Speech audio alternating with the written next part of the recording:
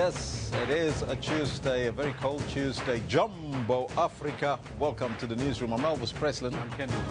Now, we will be with you until 12 o'clock today. Now, today we focus on the violent protests. Now, day 4 in Cape Town in Houtbaai. Yeah.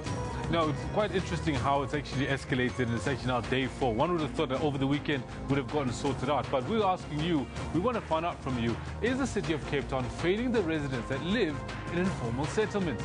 Well, that's a question to you, especially in Cape Town. So if you live in Cape Town, you live in those informal settlements in Yamoyeto, let us know and tell us if you think that the city, or whether the city is failing you or not. But we're also conducting a poll on Prasa, who is set to engage the Minister of Transport on how to retrieve billions of rand that was spent on a locomotive where they didn't use a tape measure to find out whether the locomotives are too big for our rails. Yeah, no, that irregular expenditure, that some people would like to call it, was quite immense. And we want to find out from you, will Prasa be able to recover the billions spent on the unusable trains? Let's take a look at the poll. 83 coming in, 82% are saying no and 18% are saying yes. Let's take a look at what you are telling us on the Twitter handle at SABC. Oh, ye of little faith. Zwe says, well, will Prasa be able to recover the billions spent on unusable trains? And with all of those hashtags at the end, he says, nope. Zwe. Yeah, ye of little faith. Katlego says, at Prasa lost about 5 billion rands lost in this contract. Too much paper. I wonder how they will recover that. Oh, Lord, save us from corruption, says Katlego. Tsepo comes in and says they must arrest those who are corrupt and make them pay back the money they stole.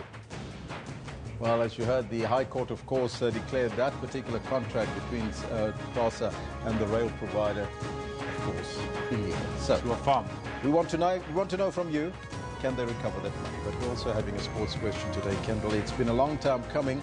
There's new appointments waiting to be appointed for the Proteas as the Proteas coach, and Russell Domingo. Yeah, he's thrown his hat into the ring. For the longest time, people didn't know whether he was going to be reapplying for his job or not. His contract does end at the end of this Test series in August in England, and he's actually revealed that he has reapplied for the job. And we're asking our viewers, do you think that he should be reappointed as a Proteas coach? Do you think that his record speaks for itself, that he should actually stay on at the helm? Or do you think that it's time for fresh blood leading the Proteas into the future?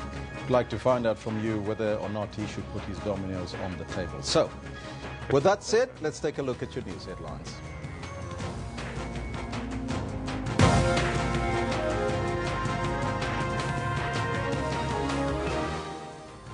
The African National Congress is expected to hold sectoral briefings following 4 days of deliberations over party policies.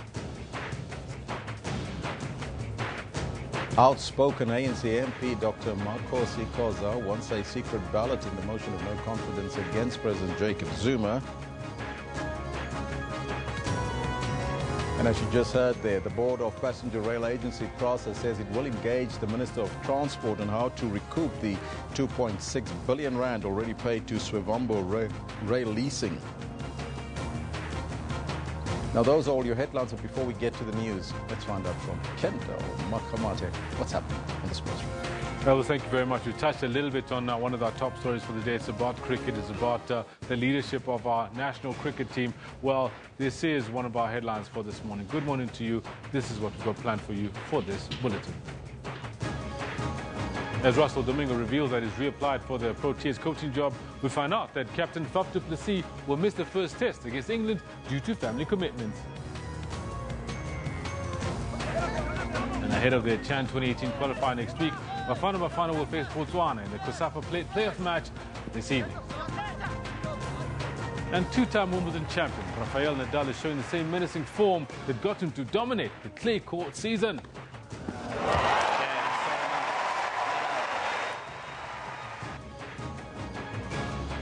All this and more for you later on at 10:40. For now, do stay with Elvis as he's got the news.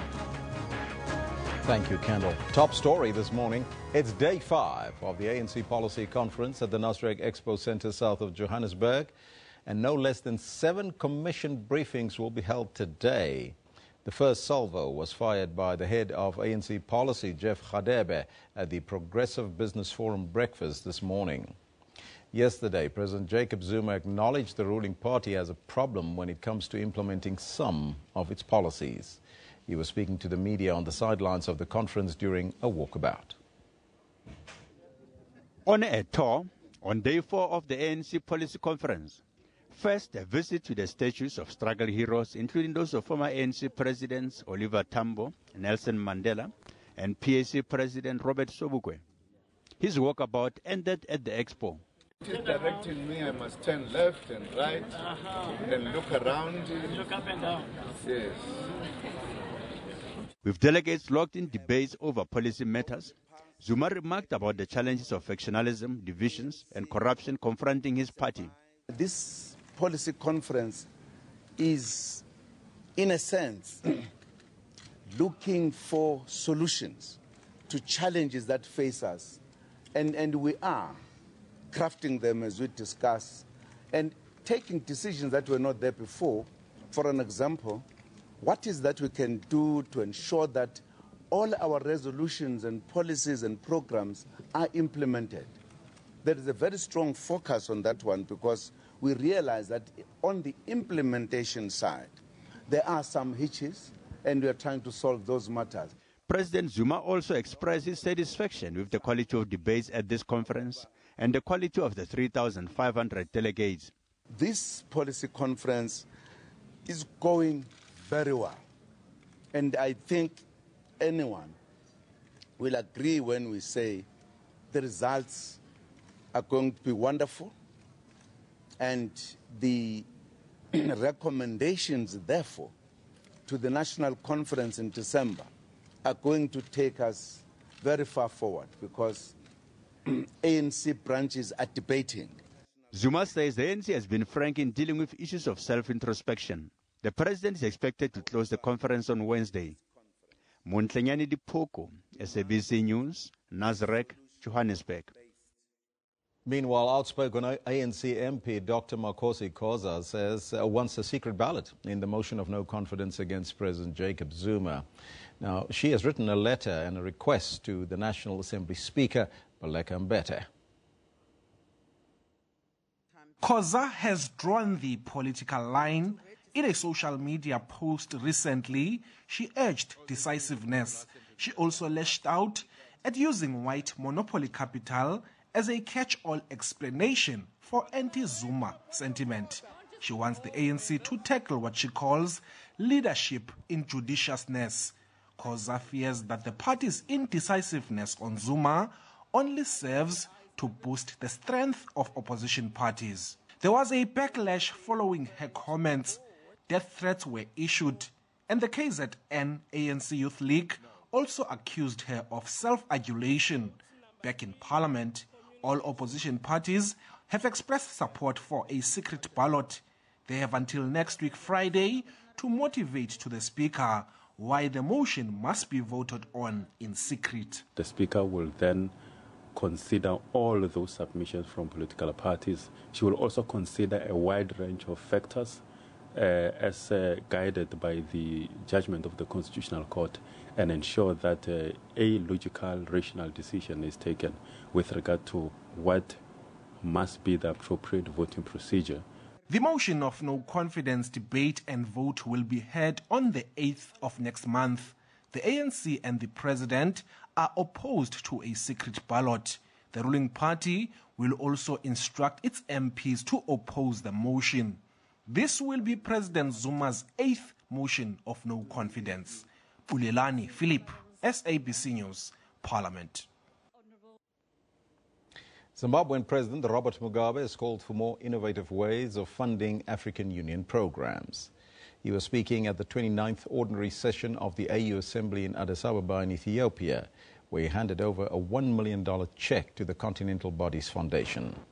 The money was raised from the sale of his herd of cattle as well as those donated by Zimbabweans. In June 2015, during a dinner at a summit in Johannesburg, the AU Foundation urged member states to contribute towards its space. This modest contribution I am making today is a symbolic step in that direction. And so today, as I honor the pledge I made almost a year and a half ago, I would like to challenge all of us here present. President Mugabe says it's not going to be easy for the continent to win itself over from the donor syndrome.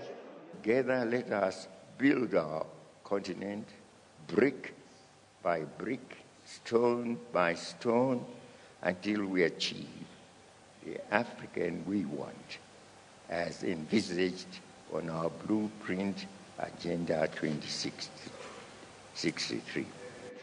And there was a lighter moment from the 93-year-old Zimbabwean leader. With these remarks, it is my pleasure and privilege to hand over to you, Your Excellency, Mr. Chairman, a check for 1 million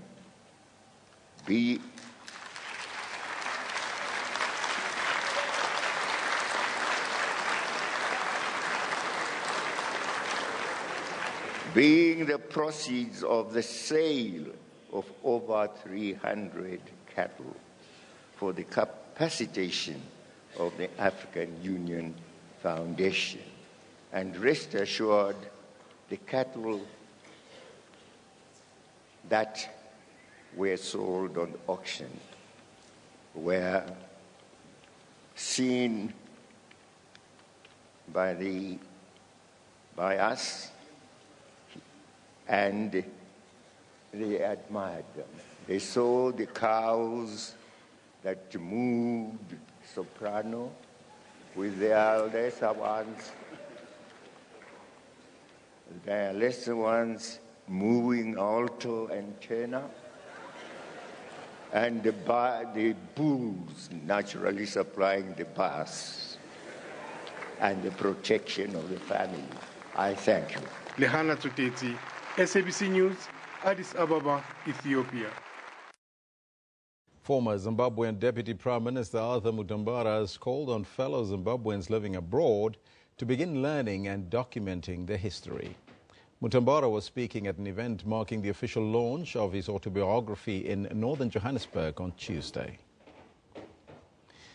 Mutambara told fellow Zimbabweans the time had come to begin considering returning back home to rebuild and develop Zimbabwe. The breakaway MDC opposition leader is adamant that he's not on a political campaign. His book launch was attended by Zimbabwean professionals and academics living in South Africa. Following a disputed election in 2009, Mutambara formed one-third of the Government of National Unity along with the then Prime Minister Morgan Tsvangirai and President Robert Mugabe. But the new Government of National Unity stalled over disagreements on implementation of the power-sharing arrangement and fighting over the allocation of cabinet post. Mutambara says he isn't seeking political support, but he wants to encourage Zimbabwean expats to preserve their history.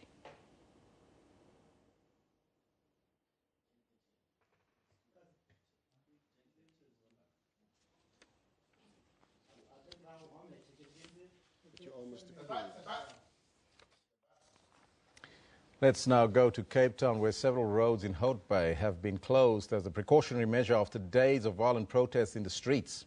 Protests over housing and electricity broke out on Saturday and escalated to severe violence yesterday that caused widespread destruction.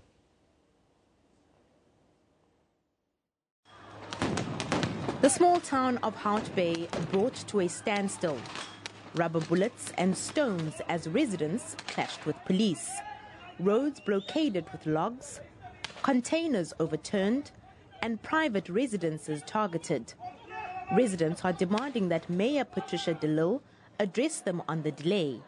After the fire, they were moved to temporary structures. Residents say the city has failed to meet its pledge. There was a storm here.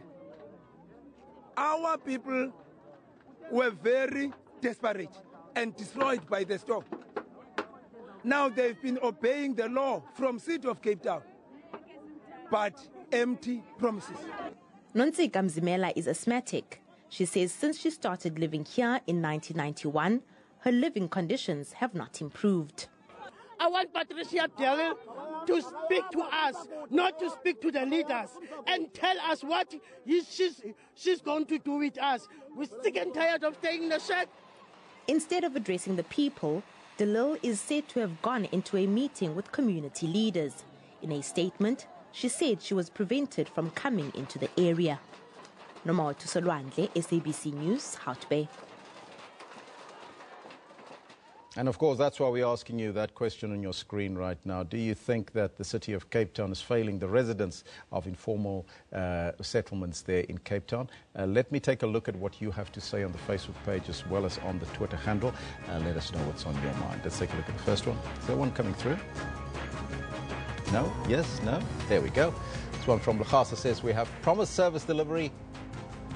I don't do any protest. I don't know what Lachasa is trying to tell me with that one. Derek Howell says, do people in Hout Bay have the right to disrupt and stone the innocent? No.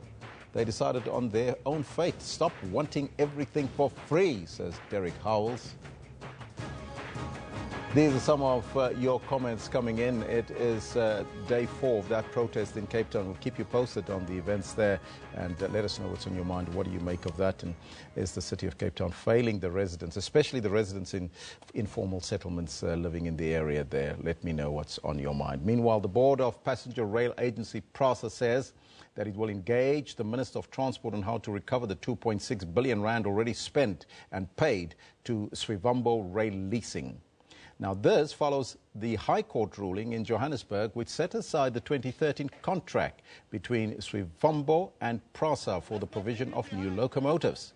Prasa had asked the court to review and cancel the contract after adverse findings by both the Auditor General as well as the Public Protector.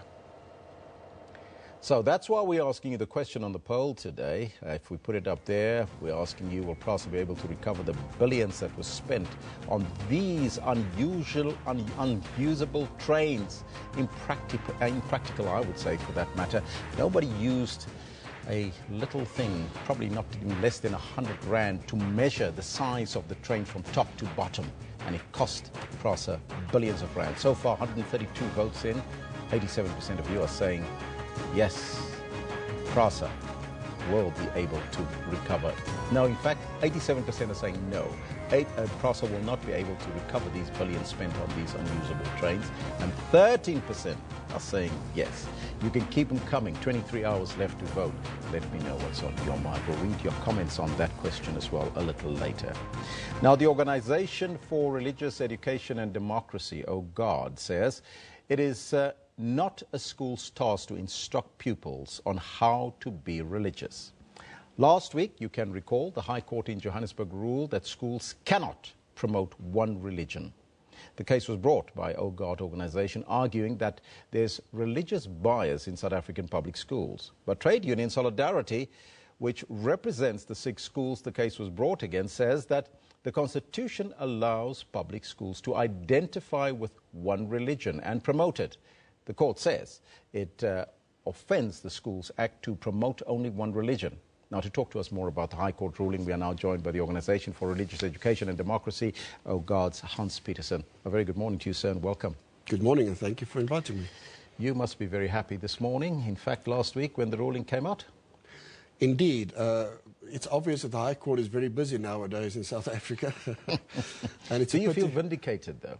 Yeah, to a large extent. There was a technical issue on what they call the subsidiarity principle, that they couldn't induct the specific activities at the school, so that we didn't get. But what we did get was a clear mandate from the High Court that certain activities are unlawful.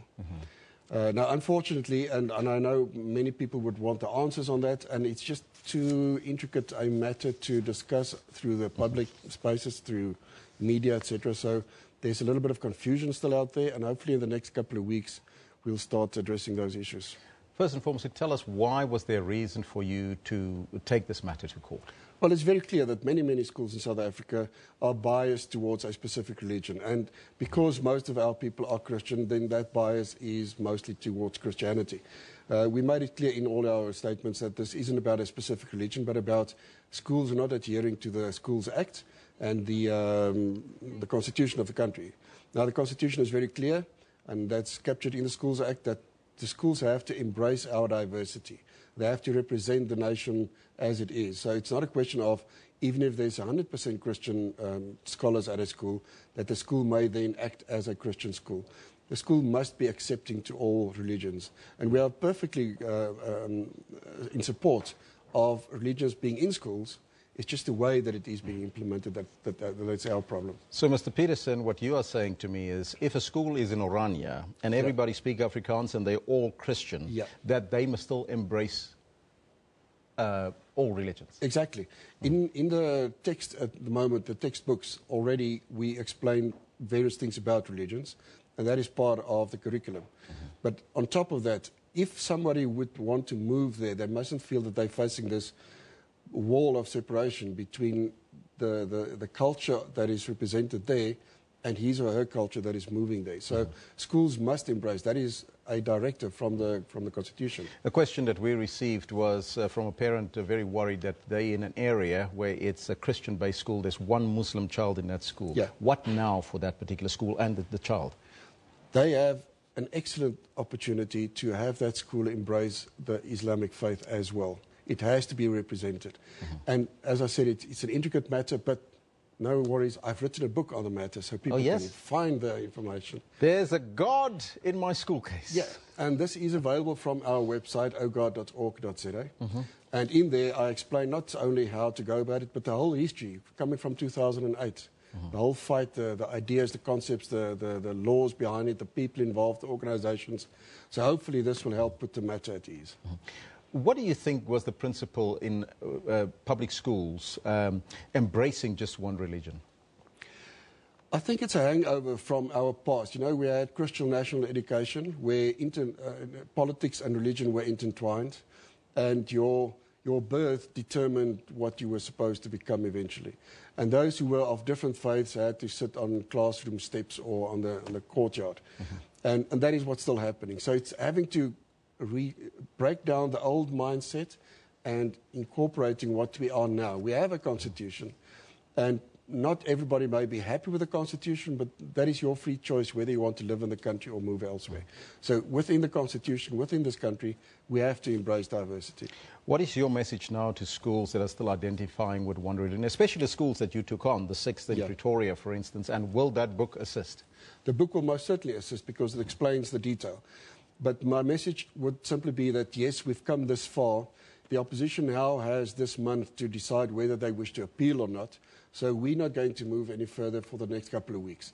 By August, we should know which way they are going, and then I think would be the opportune time for the organizations to decide which way they're going. In the meantime, parents can do something. I know it's holidays now, but get the book, read up on it, know what your rights are, how to go about it, and then you can start doing it.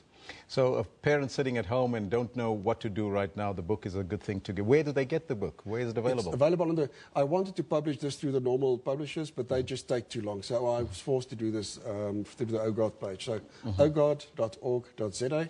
The book is advertised on there.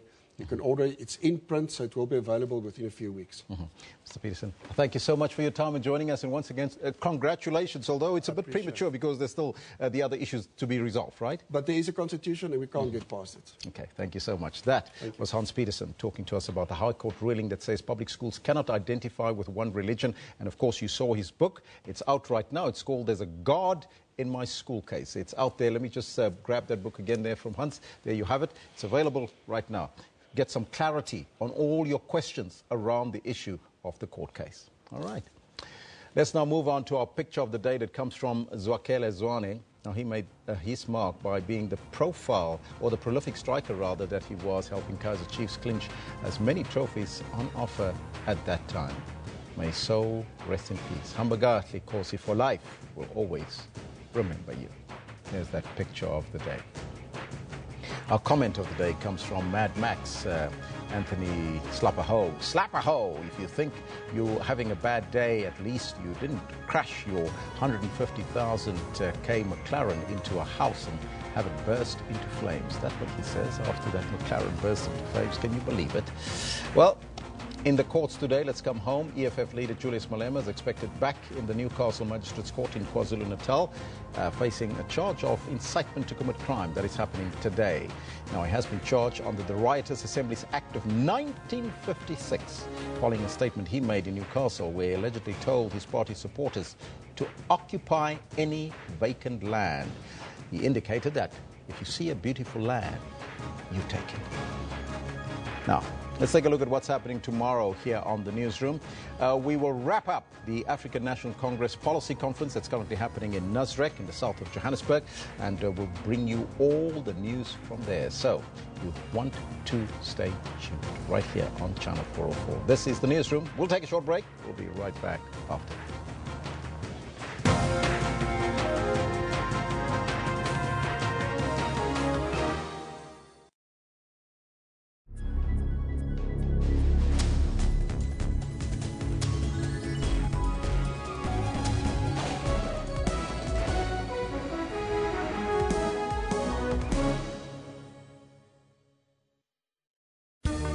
Water-wise, water is an essential need.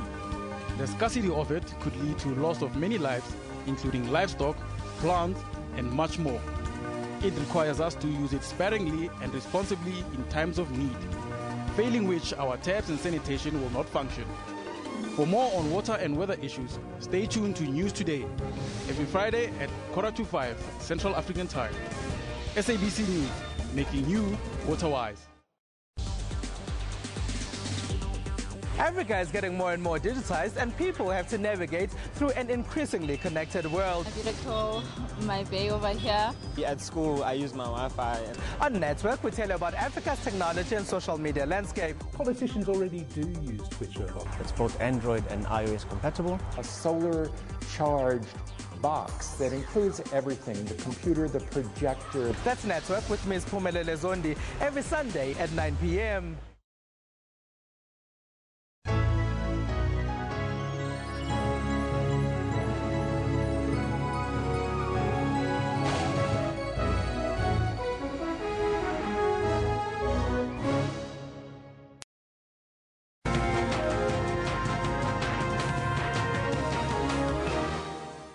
Let's continue our discussion now. Last week, the High Court in Johannesburg ruled that schools cannot promote just one religion. The case was brought by the OGARD organization, arguing that there's religious bias, in South African public schools. To talk to us about this issue, we are joined by FATSAS, Jaco Deacon. Now, FATSAS is the National Representative Organization for Governing Bodies, and they inform, they organize, they mobilize and develop their members to achieve and uphold the highest recognized international standards. Jaco, very good morning to you and welcome. Morning. Thank you, Elvis. I'm sure that you must be disappointed, although the other organization, OGARD, is happy this morning.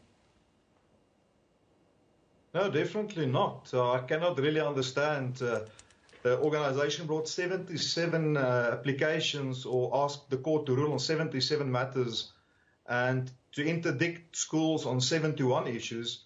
And eventually the court only ruled on 2 of them in favor of the organization. And in your intro, you referred to the fact that the school cannot promote only one religion.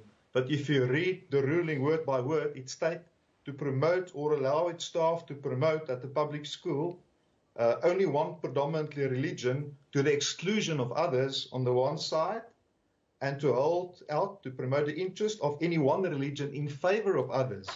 And the rest of the interdicts were not granted to the organization. So this is actually a victory for freedom of religion within our schools.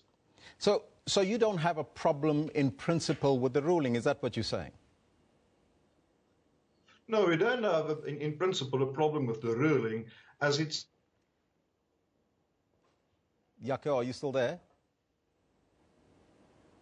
Jaco, can you still hear me?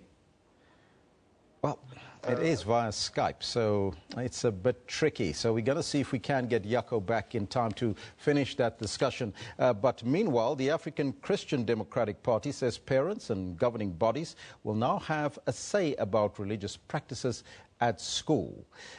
This follows a Johannesburg High Court ruling last week that the public schools cannot just promote any one religion.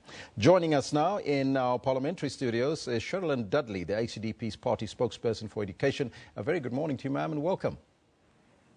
Good morning to you. Well, good to be here. Thanks. What is your reaction to the High Court ruling last week? Well, the ACDP is of the opinion that this was a victory for freedom of religion in that, well, first of all, that the courts confirmed that South Africa is not a secular state, and secondly, they upheld the concept that freedom of religion does give people a right to express that religion in the public sphere. And now, with this court ruling, it confirms that schools are not exempt from that. Mm-hmm. So you are also in favor of the ruling, but do you feel, though, that Christianity is under attack in South Africa? Because right now you cannot just, as a school, promote Christianity.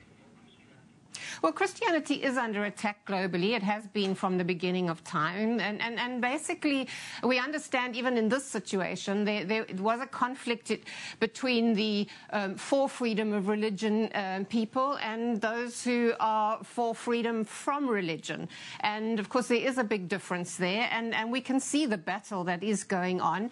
But we have also noticed that the courts in South Africa, we do have a strong constitution that does is on the side of freedom of religion. It does protect freedom of religion, and our courts have been very rational in terms of the judgments that they've taken in line with this. These are contentious issues, and the battle does rage outside of that. So when it touches the courts, of course, we've seen people applying the law, applying our constitution, and we have seen freedom of religion protected. In this situation, nobody in South Africa should want to see any minority discriminated against. And we do want to see our schools not discriminating or excluding people. So it is important. So the decision that the court took in terms of schools not being able to brand themselves or position themselves in a way that it excludes other people from being in that school is not entirely negative. And in fact, you can see the logic to some degree. But what we are pleased with is that it in no ways confirmed that religion had no place in schools. Somebody mentioned the 71 interdicts that were called for were denied, and that was really a very important step. And nothing was taken away from school governing bodies who have always had the authority to actually state what their policy was and the rules in terms of religion in schools, and that hasn't been interfered with. So the ACDP is actually welcomes this court decision and the confirmation that we see it bringing in terms of the right of religion to be expressed not just in the private sphere but also in the public sphere, including schools. But as a party, you indicated and you said that parents and governing bodies will now have a say about religious practices at their school. But how do we go about facilitating that, and how difficult will that be for parents and the governing bodies? Well, it's always been their prerogative to do that, and the Constitution and the Act upholds that. So, and it has proved to be difficult because it's a learning process. South Africa has come through a lot of changes, and people have had to grapple with those new concepts and new ideas and how to share. You know, we have no future unless it's a shared future. We've had to more purposefully grapple with those issues, and there's some people that are perhaps not as far along the road as others, but we've got to get it right. Mm-hmm. And we have to learn how to live together, how to be able to experience freedom of religion and belief, and experience being able to express that religion, that belief, whilst not discriminating and whilst not actually excluding other people in terms of them being able to express their beliefs and their religion. So these are things that we have to get right. We have to learn how to do it. School, of course, is really important because parents do want to bring up the children in their children in their faith. They do want to train children in the way that they feel is the most positive for their growth, their future. And so communities must have a fair amount of say, and that's why we have school governing bodies. And we do have parents in place on those school governing bodies who are working within the Constitution and the rules, and they have got to find solutions. And we believe that this ruling is something that actually helps us move forward in that direction, and in fact does not take away in the very important areas. So, Ms. Dudley, what I can hear and what I can gather from our conversation is that you're not against the Organization for Religious Education and Democracy, OGAD. It says that it is not a school's task to instruct pupils on how to be religious. It is the choice of the parent and the pupil. You know, in our constitutional democracy, people like OGAD have a right to challenge what they want to challenge. And we know that they want freedom from religion and not freedom of religion and belief. So this is what they're going to do. And going forward, I don't think anybody can let their defenses down, because there will be attacks and they will continue to try to make inroads there. But I think globally there's been a greater recognition of the need to be really alert in this area and protect freedom of religion. It's extremely important that we don't get the kind of extremism on any side that wants to take over and wants to dictate to people what they can believe, what they can't believe. People must be free to choose. And we believe that at this point in time, our judicial system is, in fact, reading the Constitution in a very rational way and applying it very rationally, and it's giving people, I think, greater confidence in terms of being able to find the solutions that they need to find. We must not in any way undermine freedom of religion, freedom for people to believe, freedom for people not to believe. And this we have to, in the working out, in the practical working out of this, and now in the practical working out in the public schools, we will find solutions. South Africans have proven themselves over and over again to be resourceful people and people who want a shared future.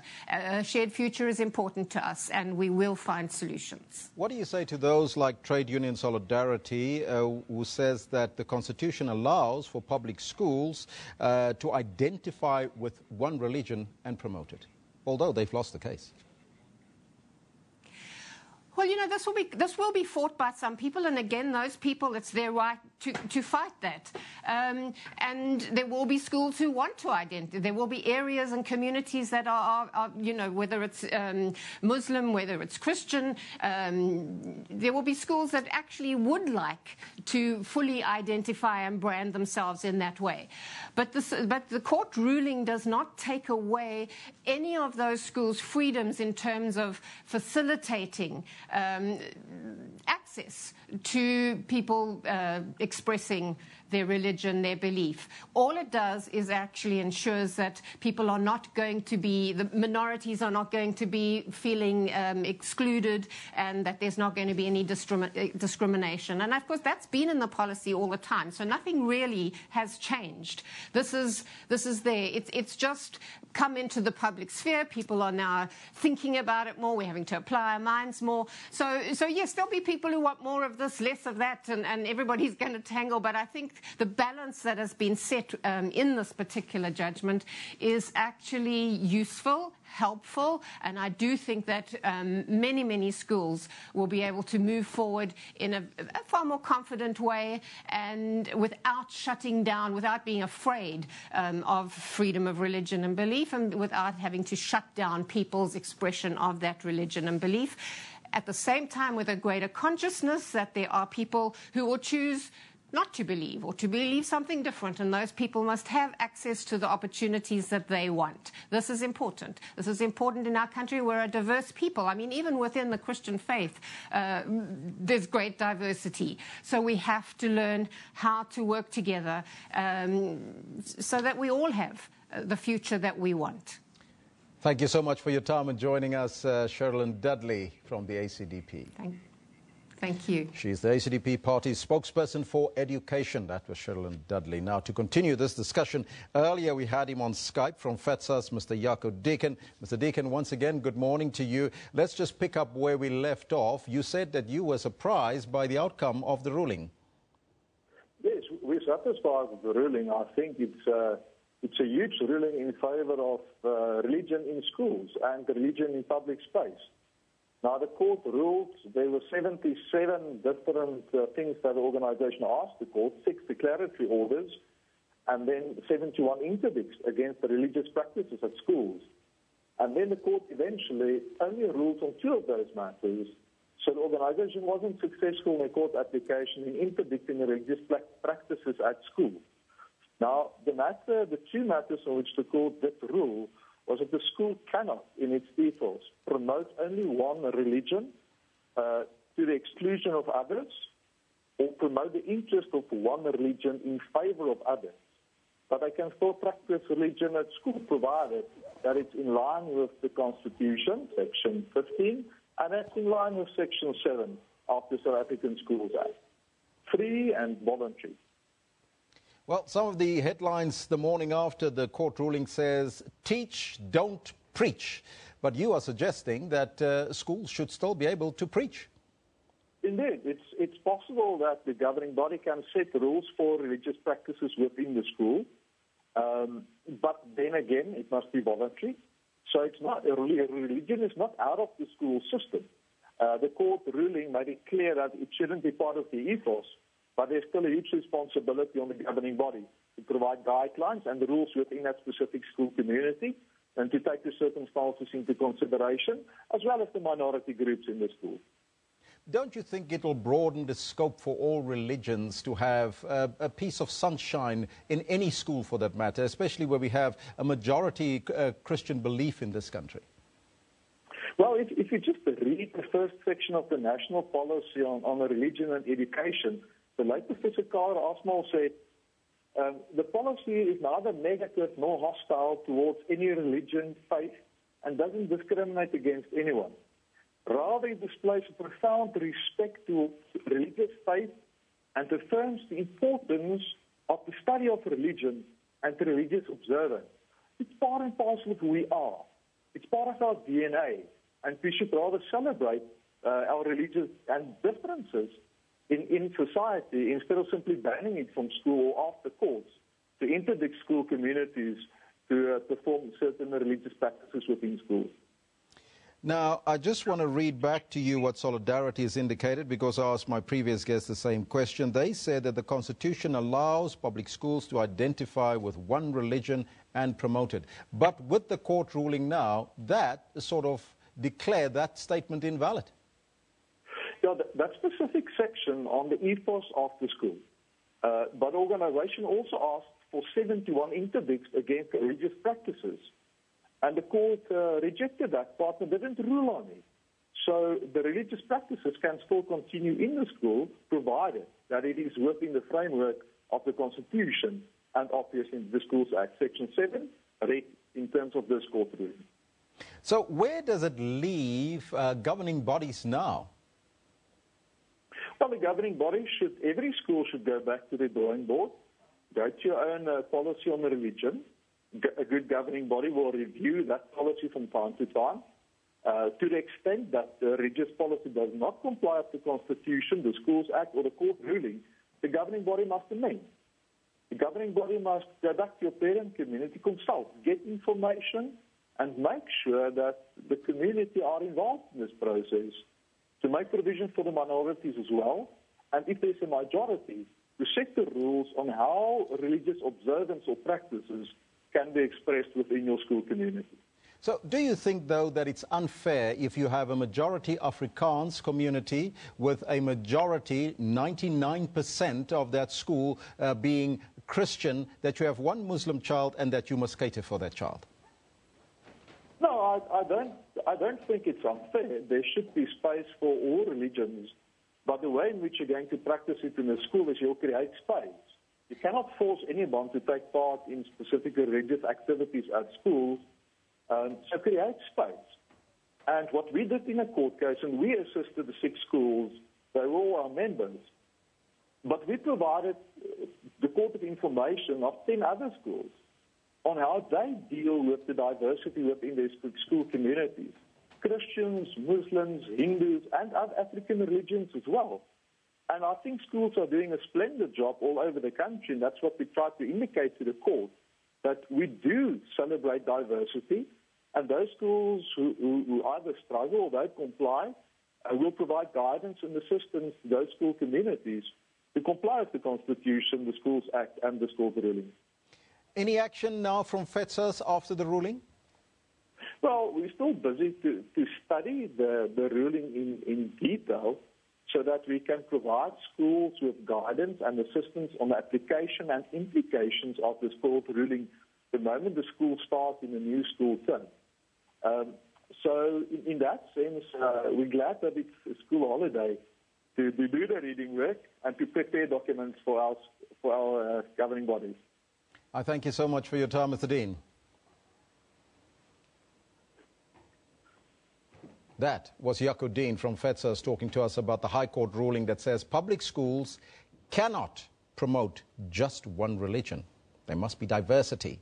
Yes, it is now the time for freedom of religion, in all schools. So that's why we're asking you that question. It's a very important question and relates to this discussions that we had this morning, as well as we're going to look at the poll as well. So first and foremost, let's take a look at the poll in relation to Prasa. Will Prasa be able to recover the billions spent on unusable trains? So far, we have 143 votes in, and 13% of you are saying yes, they will. But 87% are saying no. It's an impossible task for Prasa. Let's take a look at the tweets, what you are telling us. This one coming in from Lachasa says, Prasa, what's gone is gone. That train has left on a midnight train to Georgia. Muketsi says, no, I certainly don't think so. Prasa trains, says Muketsi. There you have it. These are some of your comments. Keep them coming. We'll read them as we continue, but we're also asking you that question that relates to the city of Cape Town, who are failing residents living in informal settlements. That's why we ask you that question. It's been a couple of months since their houses have been destroyed, and they haven't got houses as yet. Temporary shelters, we believe there is available. But is the city of Cape Town failing residents living in informal settlements? Let's take a look at what you're telling us. This one coming from Praveen Catastrophe. He says the city of Cape Town, the DA never taken poor people seriously. Look how they prioritize Knysna, where mostly white people were affected. Tabo says the city can't be perfect, but it's better than all municipalities in South Africa. Tabo is taking that, of course, from the Aegis report, indicating that that's the only municipality with a clean sheet. The rest are a rotten bunch. Collins says it is not only the city of Cape Town failing municipalities, as well across the country, people are living in appalling conditions, says Collins Ntalele rather. These are some of your comments. Keep them coming, but right now, that's all we have for you for this hour. We'll be back at the top of the hour, but first, your weather with Phil Hawkins.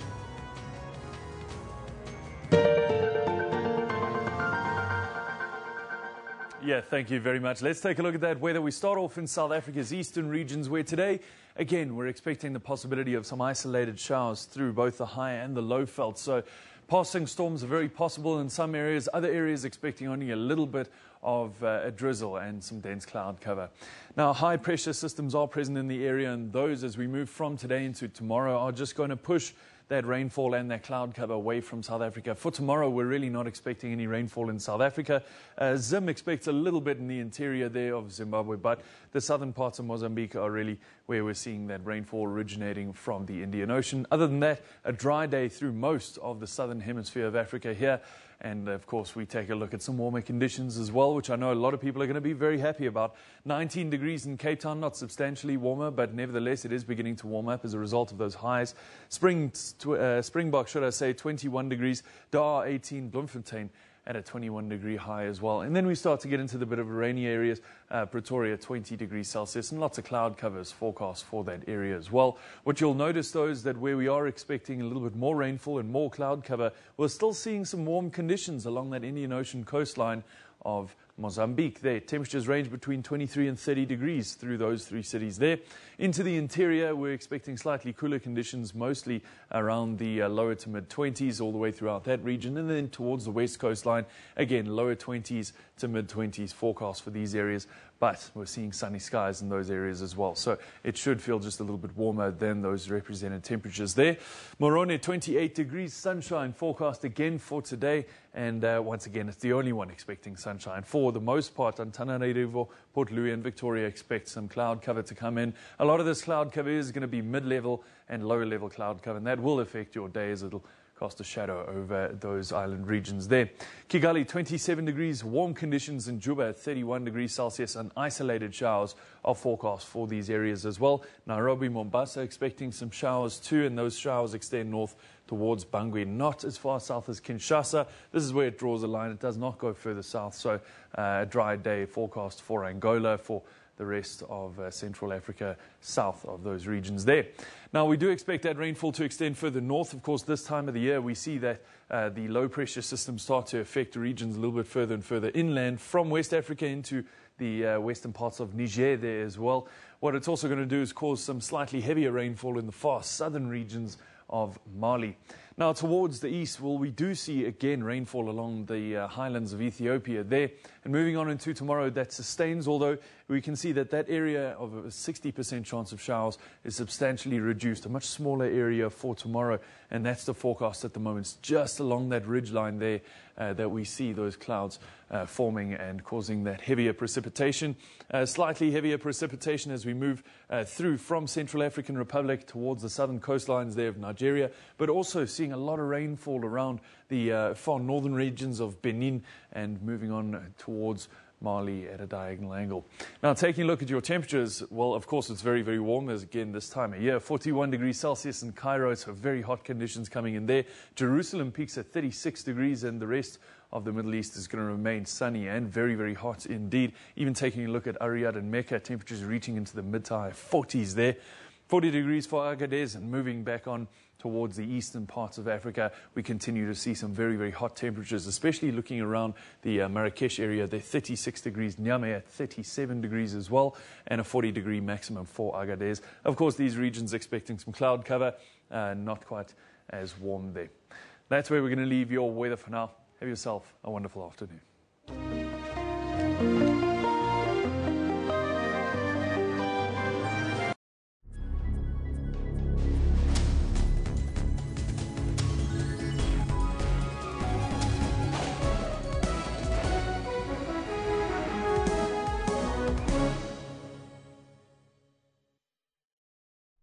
There are people who have an agenda to overthrow the government of the African National Congress. Factionalism has been institutionalized. Our movement is in trouble. The 2019 elections start from now. Anything that is wanted urgently by the enemy should be dangerous. It's not about us. Review the Constitution. Address the issue of land restitution without compensation. The assumption that you can just change Section 25 and everything else falls into place is mistaken. Land to white monopoly capital. It's not anywhere in the documents of the movement. We want radical economic transformation. We should add a position of second deputy president and 2 additional DSGs. We need a systematic movement towards younger leadership. We'll put faces to the voices and ask, what would Owar Tambo say? SABC News, live from the ANC Policy Conference.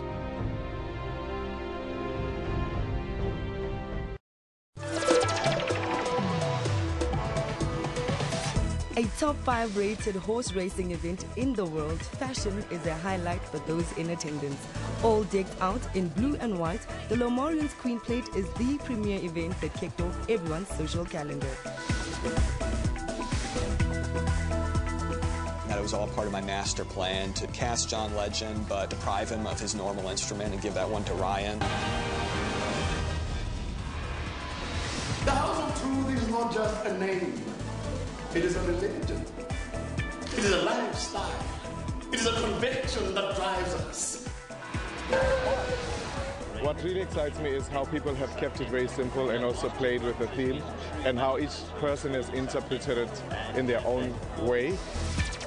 To stay updated with all the current entertainment news, tune into Trends every Saturday from 12 to 1.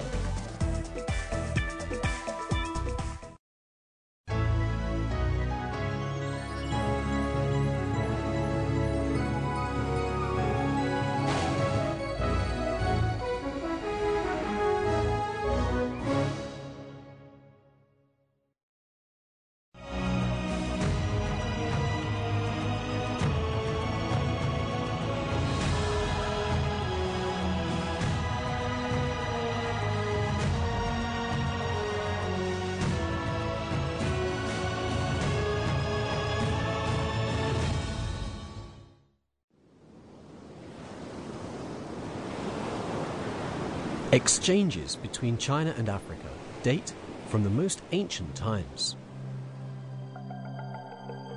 The oldest surviving map in the world to show Africa was produced in China. The composite map of the Great Ming Empire was completed in the late 14th or early 15th century. It measures about 4 meters by 5 meters and shows the coast of Africa from an Indian Ocean perspective.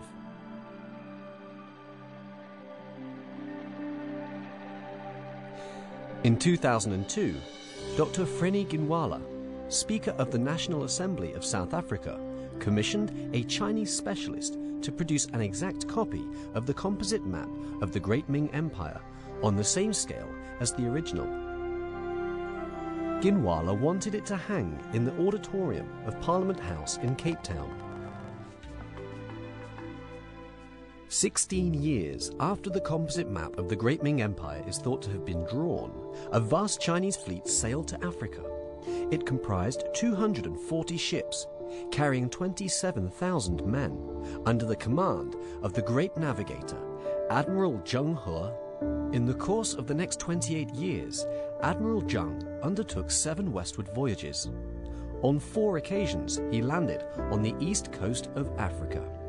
This is Pate, part of the Lamu archipelago off the Kenyan coast. Locally, the story is told of a Chinese merchant ship that, 600 years ago, ran aground here. Several dozen sailors managed to reach land in Shanga village before settling in another village, Siyu, where their descendants are still living today.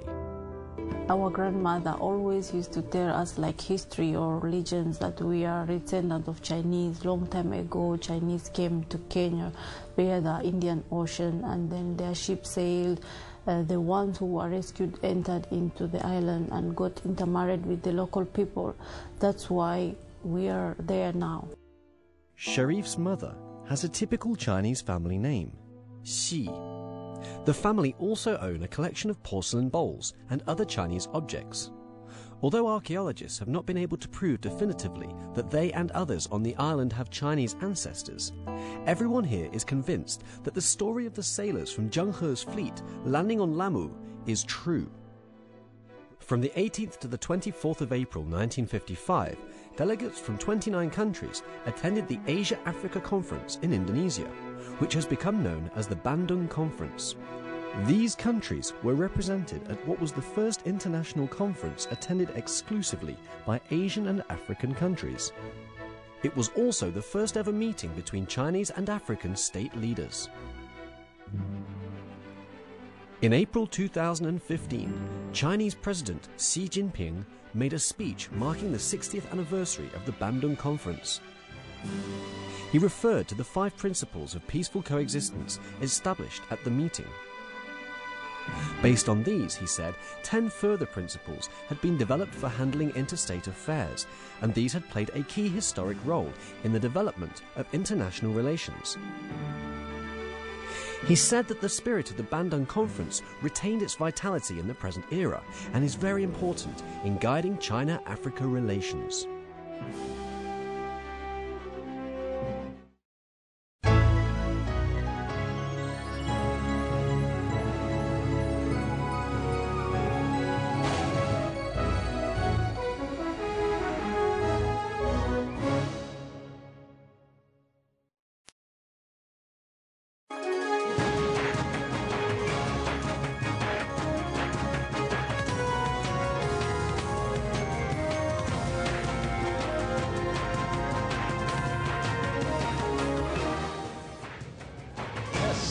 It is Tuesday, the 4th of July, a very cold day. Can you believe it that we're halfway through to this year already, 2017? And winter's been quite a while in catching up to the fact that it was winter. It's only started getting cold now. Yep, that's true. And of course, today we're focusing on violent protests over housing and electricity in Imizamo Yetu, the informal settlement there in Hout Bay.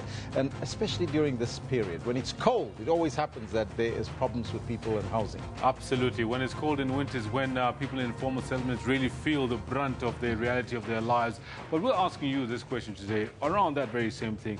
Is the city of Cape Town failing residents living in informal settlements? Let's take a look at that particular poll. In fact, that's the question we posed to you. So Daniel Kotzer says Cape Town has an estimated influx of 50,000 people per month, mostly poor. So think the city is doing a good job under the circumstances, says Daniel.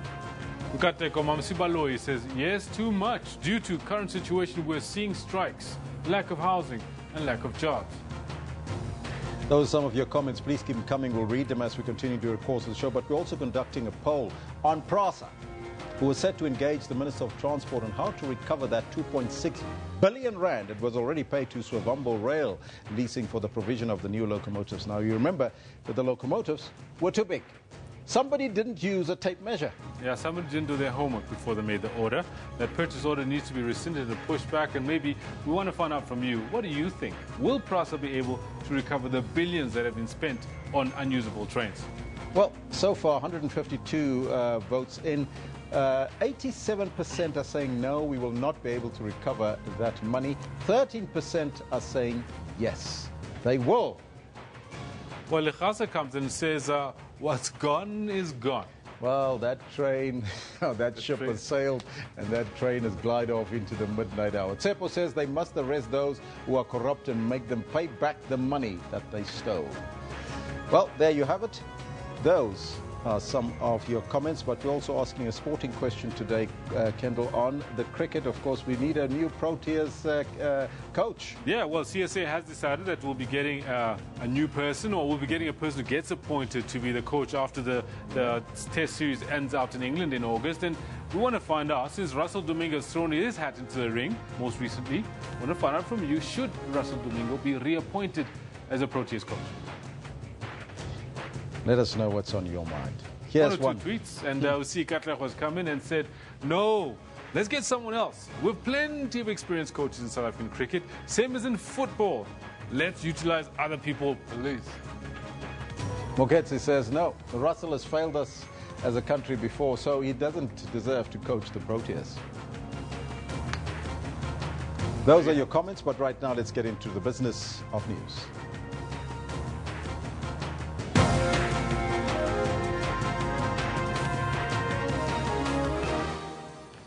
The ANC is today expected to hold sectoral briefings following 4 days of deliberations over party policies.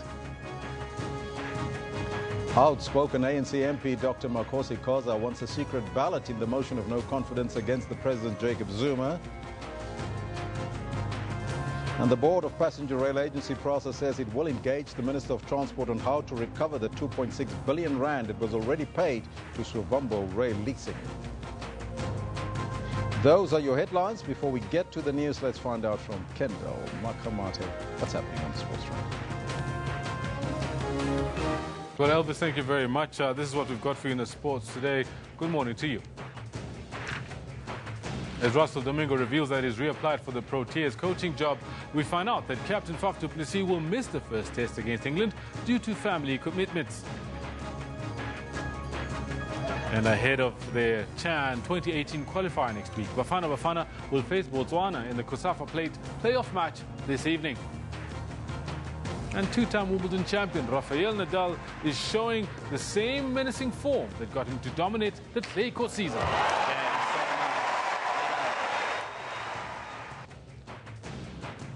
All this in more detail we've got for you at 10:40. For now, it's back to Elvis who's got the news. Thank you, Kendall. Top story this hour. It's day 5 of the ANC Policy Conference at the Nasrec Expo Centre south of Johannesburg. No less than 7 commission briefings will be held today to report on the policy deliberations that have been going on behind closed doors. Let's now go live to our reporter Lekanya Kalata at Nasrec. He is with the Minister of Higher Education, Nzimande. Lekanya, it's over to you. Elvis, thank you very much, and welcome back to Nasrec, where the sun has come out a little bit. It's a little bit warmer in Johannesburg this morning. We continue to broadcast to you from here, the ANC's National Policy Conference. It is, of course, day 5 today, and we are now joined by the chairperson, the Secretary General of the South African Communist Party, Dr. Nzimande. Sir, good morning, and thank you so very much for joining us. Good morning to you and your viewers and listeners. Thank you, sir.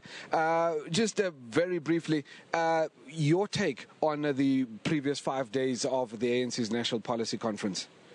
Firstly, we're pleased that the conference allowed the first 2 days to look at organizational challenges, especially in the wake of the diagnostic report that was presented by the Secretary General. We hope those 2 days would have gone some way in beginning to assist the ANC to identify the problems further, but more than that, what is to be done to actually address those problems.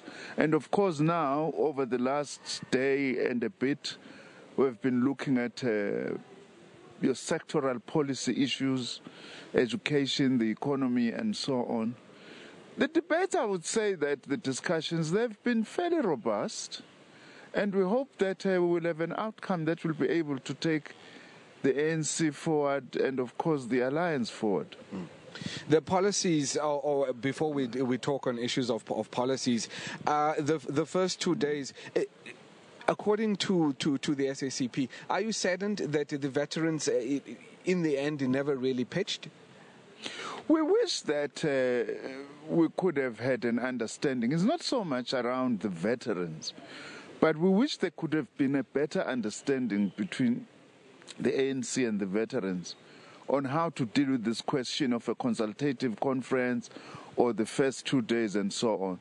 But I notice quite a number of them are here in various other capacities, which is actually important in terms of engagement. For me, the most important thing is that, and for the SACP, is that the ANC is able to confront the realities that it faces as identified in that diagnostic report, especially these patronage parasitic networks that are actually threatening to undo a lot of advances that we've made over the last 23 years, but most significantly are actually threatening the unity of the ANC and the unity of the alliance. That's the main question that faces the ANC at this conference and going forward to the 54th conference at the end of the year. In the commissions that you have attended, have you found that the discussions are frank and that, the parasitic networks, as you're calling it, are actually being addressed? I would say that the commission I was in, yes, I was pleasantly surprised that people are coming out forward, to talk about awkward things, which is what we should do.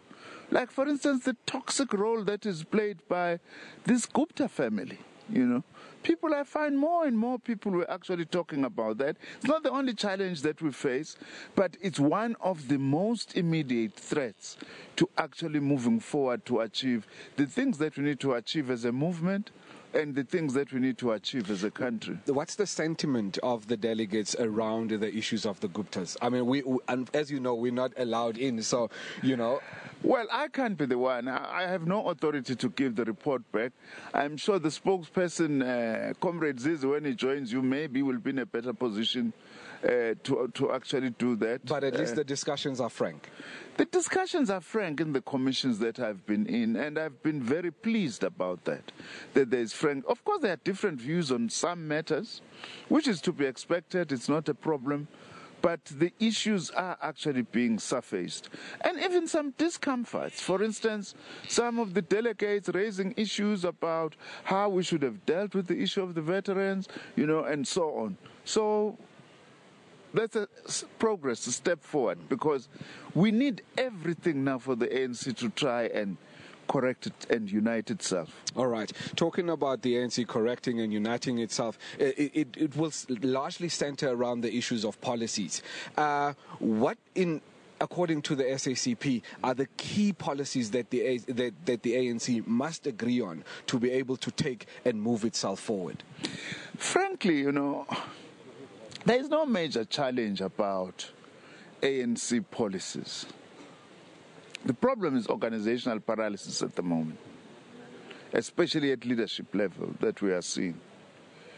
We think that the discussions on policy are broad enough. You know, the issues that have been put on the table and so on. Of course, we are making our own contributions. For instance, our concern that not enough is being done in terms of decisive action to transform the financial sector and how we should be redirecting the trillions of rands that is in that sector. The fact that over 90% of our banking system is dominated by 4 banks, you know. We would have liked to have seen a little bit more in-depth, decisive steps being taken, but we are raising it in any case here. Would you characterize that as a lack of political will to act? Look, we've been faced with quite a complex situation, if truth be told, you know, because we are not in a great economic climate. You know, we've been downgraded, you know, we've challenged in terms of unemployment and so on. In some instances, yes, maybe there is lack of political will, but in other instances, the economic climate, we are not in a great position. All right. And then let's talk a little bit, sir, if I could ask you to put on your other hat, that of Minister of Higher Education. What are we facing this year in terms of fees must fall, if any at all? And what must the ANC decide here at this policy conference to address the issues of fees must fall? I don't think there is any new thing necessarily that the ANC needs to decide, because the ANC is committed to providing free higher education, at least up to the first undergraduate qualification, to poor students and working class students, as well as assist those who may be falling through the cracks. So it's a commitment that is being reaffirmed. The issue is resources. But the issue now is must be the recommendations of the Fees Commission, headed by Judge Hare, in terms of what its recommendations should be. Unfortunately, they are not here for the policy conference to be able to reflect upon, but we are very hopeful that very soon that will have to come out and for government to respond accordingly. All right. And then if we can just briefly touch on the SACP's own conference that's coming up, I think, next week. Yes. What can we expect from that? Well, it's always difficult to tell before congresses start. What I can share with you is what are some of the big questions that we'll be discussing. The first big question are the challenges facing our democracy and the challenges facing our movement. The immediate threat to our alliance, to our movement, are these parasitic patronage networks with the toxic role that is being played by the Gupta family in our affairs. Those will be the issues that we'll have to discuss, because people will say, why is the Communist Party preoccupied with the Guptas and not with monopoly capital? We say to them, where have they been, you know? Over the last 20 years, we've been waging many campaigns against monopoly capital. And also, we are not going to defeat monopoly capital if you allow your state to be stolen. Because the state is one very big instrument that we have in our hands in order to be able to confront monopoly capital. You won't be able to confront monopoly capital if you have no ESCOM, if you have no Transnet, if you have no reserve bank. If those are captured by parasitic networks, then we are really in trouble. And in any case, this thing of posing that your Gupta-type networks are an alternative to monopoly capital, it's not true. It's two sides of the same coin, monopoly capital and these parasitic networks. Both are interested in accumulating. At the expense of the people. At the expense of the people, you know. So it's very important that then that's going to be discussed. But secondly, the party is going to be discussing what organizational form do we need to actually confront this issue that is facing us now. We need to build a broad patriotic type of popular forces. All right. And to be able to deal with some of the challenges that we face. Are you going to stand for re-election? I don't want to talk about that because I will be regarded as being ill-disciplined.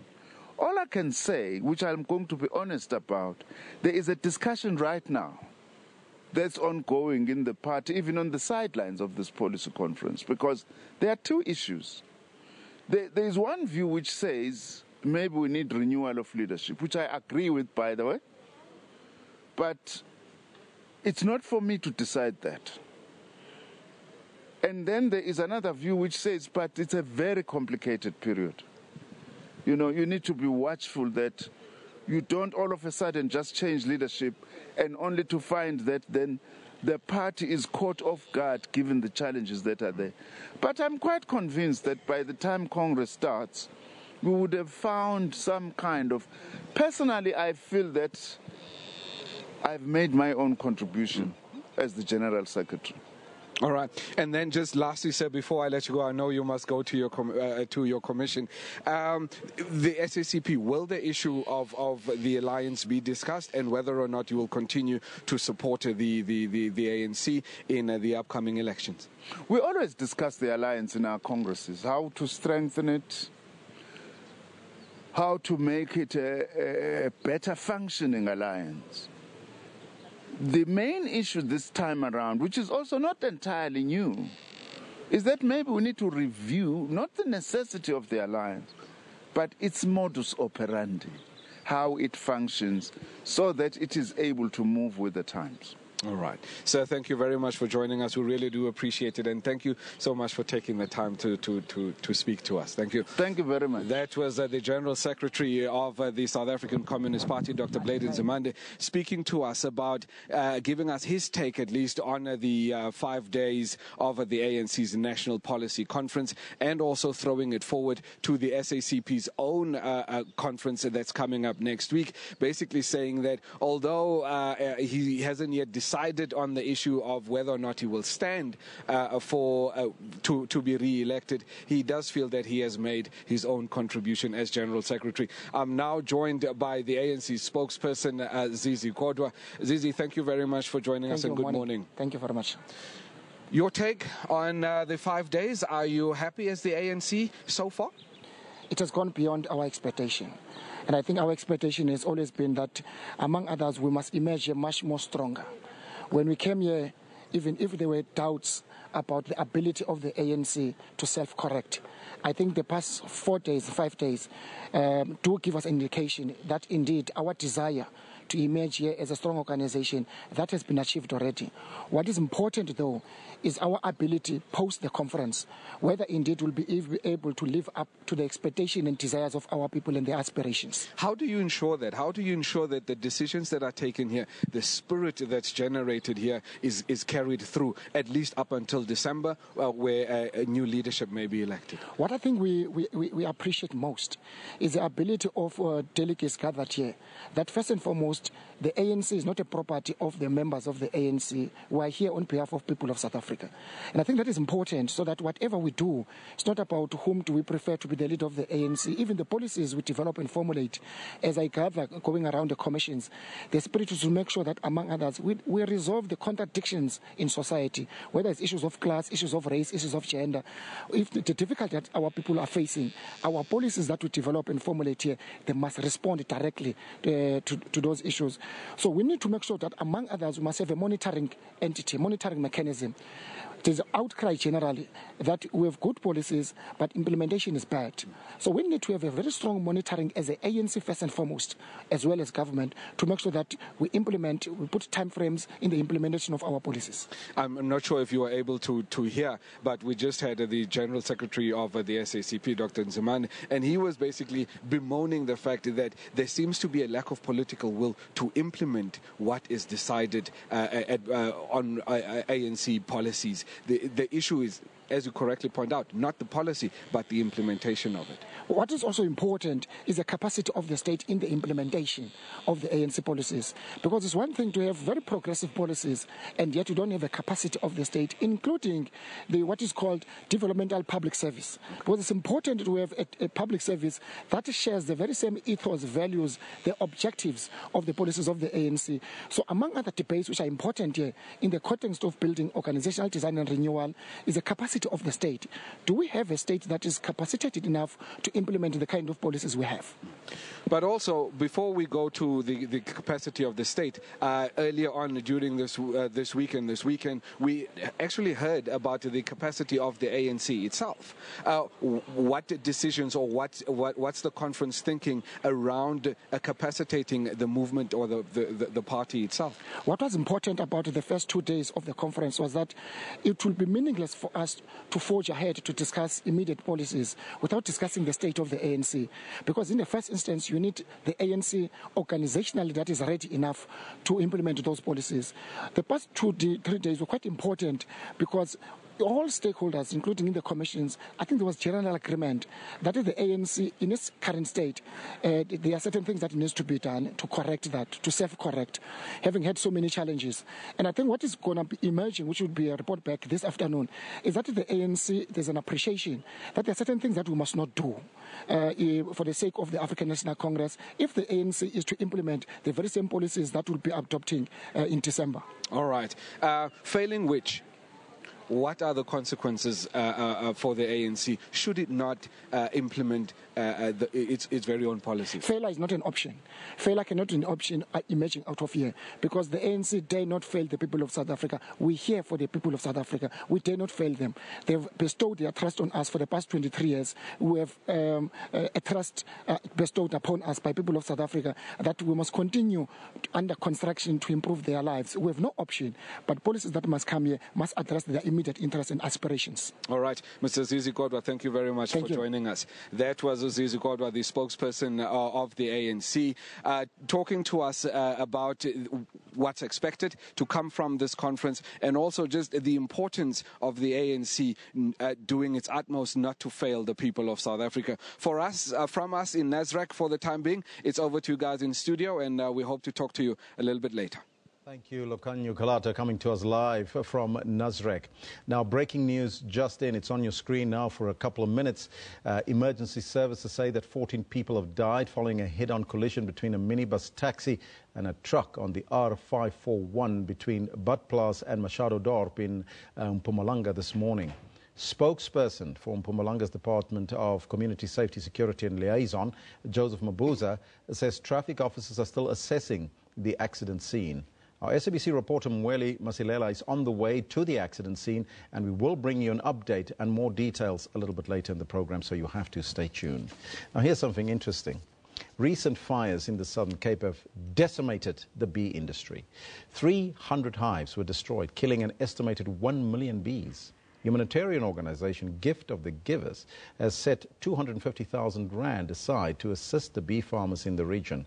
The organization is planning to rehabilitate the Cape bee and will sponsor the setting up of new hive stands, provide pollen and nectar substitutes for feeding in the short term, and also plant perennial basil and borage plants as they are rich in pollen and nectar. Now, to tell us more about this initiative, it's a stinging initiative, we are joined here in studio by the founder of Gift of the Givers, Dr. Imtiaz Suleiman. Doctor, very good morning to you and welcome. Morning, Elvis. Thank you very much. Sounds like a very interesting project, but why bees? Why trying to save the bees? It was very strange, Elvis. I was in Niza that day, and this gentleman walks in, quite upset and shaking. He says, I don't have sugar. So I says, did you not get it in your food parcel? He says, and I asked my staff, is the sugar finished? They said, yes, doc, it's almost finished. We ran out of sugar. I said, oh, sorry, this man didn't get sugar. He looks at me, he says, but I don't want it for myself. So I said, and what do you want it for? He said, bees. And I almost collapsed. I thought, what is this man talking about? Because I know nothing about bees. Yeah. And he says, look, and then he says, I need it for the bees. A lot of bees have been affected. So I said, okay, how much sugar do you want? And we managed to get some sugar, and I gave him. But that evening, I said, you know what? This story sounds very incomplete. When we do disaster management, we get the whole story. I said, I'm very unsatisfied. So I called him the next day. I said, come with some bee people and talk to me. And then he spoke about the Cape bee. It's the most unique bee in the world. It's haploid and diploid. It can make its own queen. If the queen dies by accident, it fights diseases better than any bee in the world. And then he said 300 hives, as you mentioned in the introduction, have been destroyed, but each hive holds 60,000 bees. And he said, and then when we walked to the streets, he said, look, there's a bee, there's a bee, there's a bee. They're hungry. He's telling me, you see, this bee is going to die. It's hungry. And as he saw bees flying around a Coke bottle, he told the people, this bee is hungry. And I could see the passion about this man with the bee. Yes. So I said, you know what, I need to see this. So he takes me to the beehive. I wear the suit and I see the beehive. They take out the bee tray. And the moment they open it, they said, this is good luck. Here's the queen. You don't see the queen normally. But their passion, Elvis, the passion and how bees integrate into the fauna and the flora and the environment. I said, look, let's do something. So I asked him, what do you need? He said, sugar is not ideal. It's unnatural for the bee. But under the circumstances, because of drought and because of the fire, there is no natural food. The plants are gone. So we have to make a sugar solution. So I said, fine. Massmart gave me, or Macro gave me 50,000 rand worth of sugar to give them, which I gave them. Then I said, okay, what do you need? They said, hives. I said, okay, here's 250,000 rand, but this is not for you only. Find out in the whole area who's affected with the hives and what kind of effect there is. So they started. And the progress has been phenomenal in what they've done. One important point, whilst I was sitting, waiting to come into the studio, I get a call from Dubai right now. The man tells me, my name is Etienne Stein. I'm from Nizana. I have a farm there. I know you're working on the bees. There's 1,000 hectares of land you can use temporarily to put the beehives on. Now, Doctor, the significance of this bee, especially the Cape bee, for the ecosystem, how significant is that and why is that so important? Look, I'm not a specialist in that. You know, the people, what I've done is I've got bee specialists to deal with this. But they've told me, look, this bee has to survive because in other parts of the world, many bees have died. But this bee has a way of bypassing every disease. And it's so specific, they can't even allow that bee to come to Gauteng. He said if it comes to Gauteng, it'll override all the other bees here. So there's some kind of law that prevents that bee from coming here. So it has to be grown in a specific environment. They have to speak to professors. And now to support the bee, to ensure that it grows in its natural environment, they have to grow the things that you mentioned earlier. Paintball is one of the things. And right now, they're busy with a pollen substitute. And I got the video of how the bee has responded to that. So in the interim, you have to give the pollen substitute, which is better than sugar solution. And thereafter, they have to get all kinds of plants. They're researching what plants the bee in that area will eat well, not eat, but to get pollen from. And they're busy with that and the different farms. And they've set up, when I say they, it's a group that I'm working with because I'm not the bee specialist, they're the bee specialists. But we'll support them in every way. And in the last 5 days, 240 hives were donated. I tell you. So it's not just good for the ecosystem, it's also good for the industry. And for honey. And nature, yes. Honey is healing. Honey is job creation. People will get jobs. It's about teaching. It's about schools and learning about the bee. It's a vital part of ecosystem. And actually, they've got a house which they're putting as a research center, and a lot of schools will come there. Now, suddenly, there's a huge interest in bees. But I mean, when they told me bee, I said, this damn thing only stings you. What more do I know about bees? And like I got interested, many other people are interested. But that's not the only thing that you're doing. Just briefly recap for us, because it was a big disaster in Knysna as well as in Cape Town. Look, for us, it was a great experience in terms of local response. We did the total package. Within the first day, we sent in our emergency personnel that worked for the firefighters and to assess the area, what's required. With that, we sent in our ambulances, and life support paramedic staff. And it so happened Knysna Hospital shut down. And all the critical ill patients had to be moved to George. So our ambulances helped in that with the advanced life support paramedics. Then a field hospital that was set up by the military needed medical supplies and medical personnel. I sent in 13 specialists as a medical team to support the whole medical process. Then the normal team, blankets, food, medicines, water, and all that kind of stuff, which we've done more than 10,000 parcels of, going door to door and different areas and different informal settlements, different areas all over in that region. And then we supplied the feeding centers, 14 of them, with food to cook. And then we looked after 1,200 firemen daily. We supplied water and food and energy and all that kind of stuff. And then the bees, and then they said, you know what, also the pets. So we sent in enough pet foods for the whole region, for dog and cat. And the last two things were, they said, look, the horses are affected and the cows are affected, not only because of the fire. We've had drought before the fire came. Yes. So we're busy sending in 25 super links of animal feed. And the last thing which we're hoping, we've met with Lindiwe Sisulu, the minister, and we're hoping at looking at reconstructing 100 uninsured houses, not a shack. We're moving them away from a shack to a fixed, proper brick building. Doctor, that sounds absolutely fantastic, and good luck with the project. If people want to assist and help, how do they go about that? 0800 786 777 or www.giftofthegivers.org or Facebook at Gift of the Givers. Just give the number again, 0800 786 777. Doctor, thank you so much for us and joining us here in studio. It's a pleasure. All the best of luck. That was Gift of the Givers, Dr. Imtiaz Suleiman joining us here in studio, of course, the founder here. That's a good news story, isn't it? Saving the bees. And, of course, a lot of other things. We'll take a break and we'll be right back after that.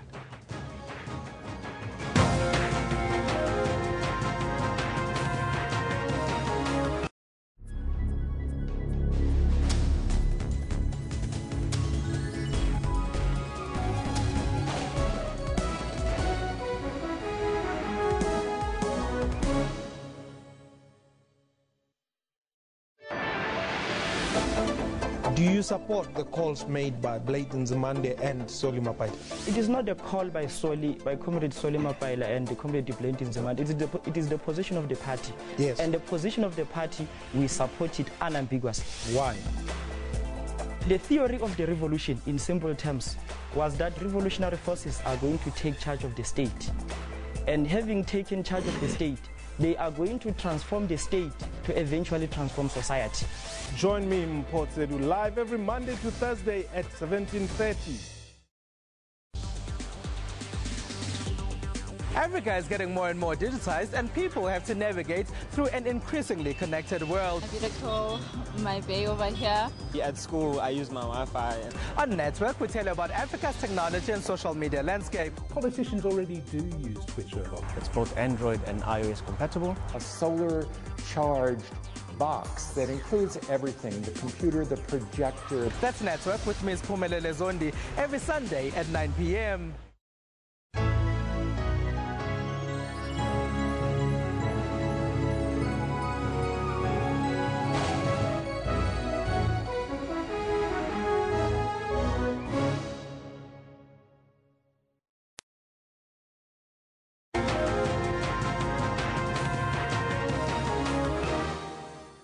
The state of public transport has been a thorny issue for all sides of the symbolic table of stakeholders, which is government, taxi associations, their drivers, and of course you, the commuter.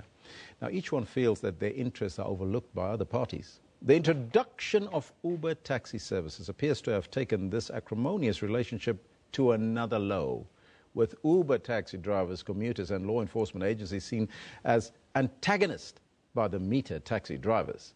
Now, this was apparent in the recent meter taxi drivers' strike that brought Johannesburg to a standstill. You can remember that one, don't you, hey? Now, these meter taxi drivers are not happy with Uber.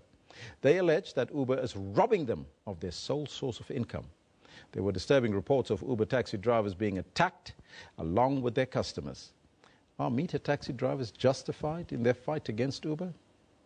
Well, we've invited Unati Sonwabile Henama, a lecturer in tourism studies at the Tswana University of Technology, who believes that an attack on Uber is an attack on the tourism industry. A very good morning to you, sir, and welcome. Thank you.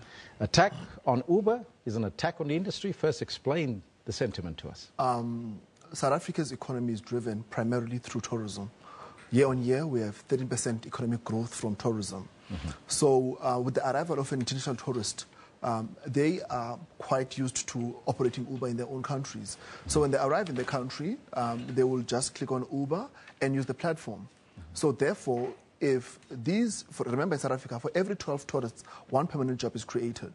So an attack on a tourist is basically an attack on a labor-creating sector of the economy. So hence I phrase that an attack on Uber is basically an attack on the tourism sector, and an attack on the tourism sector is an attack on the economy.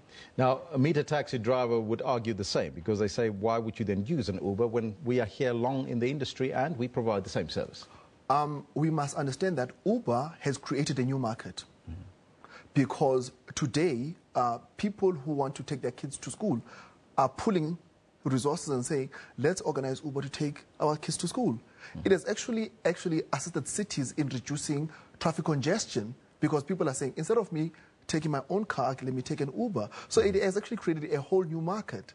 But because our meter taxi drivers have been engaged, but because they choose to be not welcoming to technology, they are losing out of making a lot of money.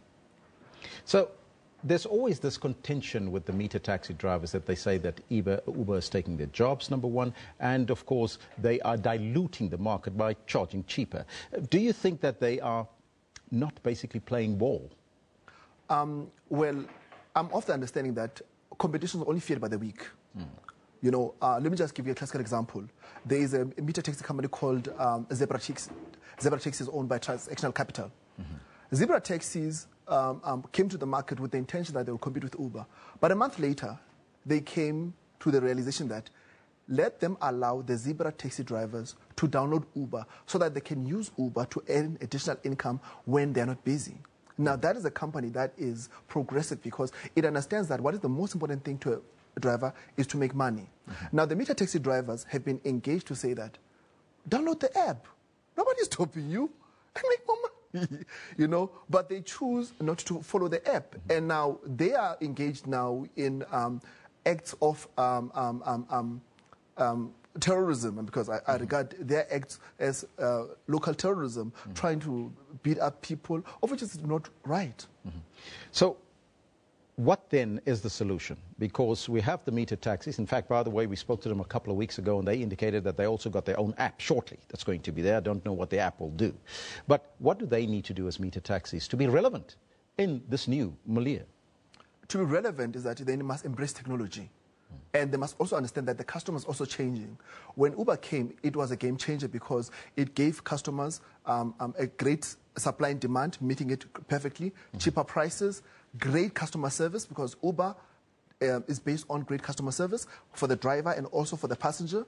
So they must also learn from that. And most importantly, we have been encouraging them as academia to say, why don't you download the app and make more money? Can technology play a role in making them more relevant? Most definitely. Technology can be a force for good if we harness it. And the meter taxi drivers are not. They're choosing to use archaic systems while Uber can provide them with that platform. I mean, I even engaged one at the OR the other day and said, why don't you download Uber? And then in the evening, you can give your car to another person and you're able to track each and every rent and cent made. You can actually make more money. Yeah. Now, the consumer or the customer in this particular case is the one left in the dark, because if you jump into an Uber today, you'll be attacked, says the meter taxi drivers. What then is the solution there? Is there perhaps a precipice where the two can meet and maybe engage with each other? There is continued engagement. There is continued engagement to ensure that safety and security is improved. But because we live in South Africa where increasingly we are displaying characteristics of a failed state, because safety and security is a responsibility of the state. To maintaining safety and security and law and order, that's the responsibility of the state. Yes, Uber drivers do get attacked. Yes, Uber customers do get attacked. But at the end of the day, they cannot attack us, all of us. And actually, more and more people are actually going on the platform. You know, every time they hold a national strike, more and more people are convinced that we are leaving such acts and going for Uber. Now, the way forward, and we talked about technology a little bit earlier, and we had Dr. Suleiman a little bit earlier in as well, and there's another game changer, and that is something different from this discussion, but it's linked. The phenomenon of Airbnb, which is also an app where you get on, and of course you book your bookings through there, with costing the accommodation industry some headaches as well. But they've done some good in Knysna as well, you were telling me offline. Yes, after the Knysna fires, you know, they offered free boarding for people up until the 30th of June. You know, it's part of when there are tragedies anywhere in the world, they'll provide such assistance. You know, so which was great, but it didn't get much media attention. Yes, yes. Now, when we talk about technology, it seems like it is the answer, as you indicated earlier. But what can meter taxis do further? And I think I'm also going to latch on to the normal taxis as well, because they also got an issue with other taxi drivers as well. You know, they sometimes also come to the party and say, look, we also want our fair share within the industry. Is this industry, and when I talk about the industry, I'm talking about the taxi industry as a whole, is it a very difficult industry to resolve the issues within? It is not a difficult industry to resolve, but it's just that there is an institutionalization of a culture of non-compliance by the taxi industry, because we all know that the taxi drivers, most of them are not even registered with SARS, and but that's a big problem. So there is no political will to ensure that the taxi industry remains consistent in following the laws of the country. My good sir, I thank you so much for your time and joining us, and all the best of luck with your negotiations to sort this out, because I can tell you now it's going to be an ongoing one. When we spoke to the meter tax industries, they said this is their area, this is their country, and Uber need to go. Uber is going nowhere, because Uber, what it has done, which we've not talked about, is what is called disruptive entrepreneurship. You can have an Uber car running around, making you money while you're here. There we are. That was Unati Sonwabile Anama. He's a lecturer in tourism studies at the Tshwane University of Technology. Well, what do you make of all of that? Now, let's move on. Emergency services say 11 people have died following a head-on collision between a minibus taxi and a truck on the R541 road between Badplaas and Machado Dorp in Mpumalanga this morning. Mpumalanga's Department of Community Safety, Security and Liaison spokesperson Joseph Mabuza says that traffic officers are still assessing the accident scene there. SABC reporter Sibongile Makani-Mpolweni now joins us live from the accident scene for an update. A very good morning to you, my dear, and welcome. Can you give us an update what is currently happening there? Morning. Yes, Elvis, we are here. Bodies are still trapped in the wreckage behind me where the accident happened. But we've got Joseph Mabuza from the Community Safety to tell us more about what has happened here this morning. Joseph, just tell us what exactly happened here this morning. Well, 3 vehicles were involved in a collision. They include a truck and 2 minibuses.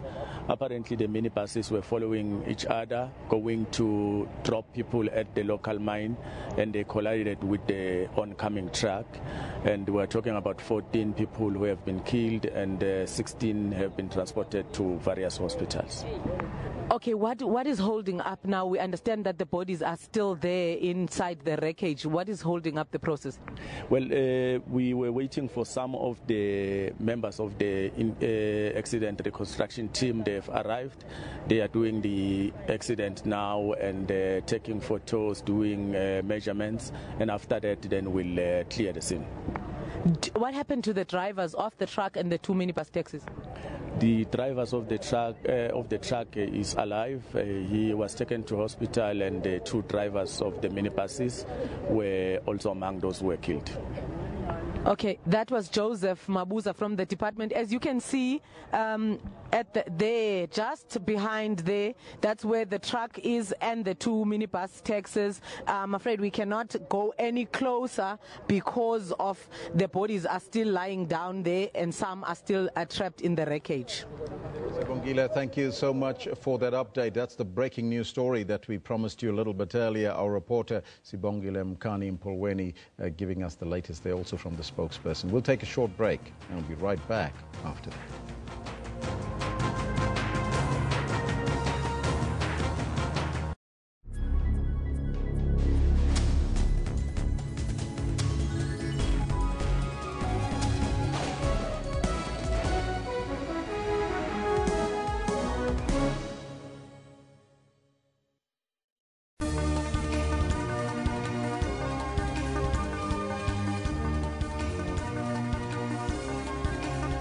We are certain in giving an update on all leading stories. You see South Africa has a yellow palette which indicates a warning color on this index. We are first to give market updates. And the more the currency is under pressure, also our costs go up. We always give you the best guests to keep you informed and sharpen you for the day ahead. You've got to find something people are willing to pay for, that they need now, and they have the money to pay for it. The minute you tick those 3 boxes, you're in business. Sports Roundup to fill you in. 985 is not the end. For me, it's going faster than the 985 and keep improving the record. Never start your day without Morning Live if you need a perfect dress guide for the day. Parts of KZN into Kokstad, we're seeing those for patches. Please drive carefully. Set the agenda for the day with Morning Live.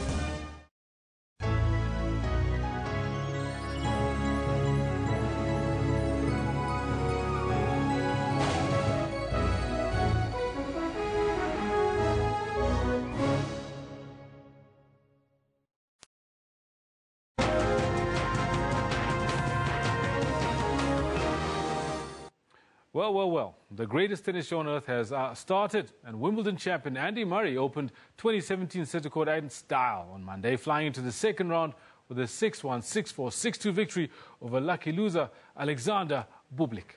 Let's have a look. While there's been some concern over Murray's title defence since he's still nursing a hip injury, the top seed showed little sign of discomfort in his opening match at the All England club. He needed just 30 minutes to claim the first set against Bublik, then raced to a 6-1, 6-4 and 6-2 victory, even after a rain-delayed spell in the third and final set. Playing his first grass tournament match for 2 years, Rafael Nadal moved seamlessly from months of clay court success to a smooth first-round victory on grass as he opened his Wimbledon campaign with a commanding 6-1, 6-3, 6-2 victory over Australian John Millman.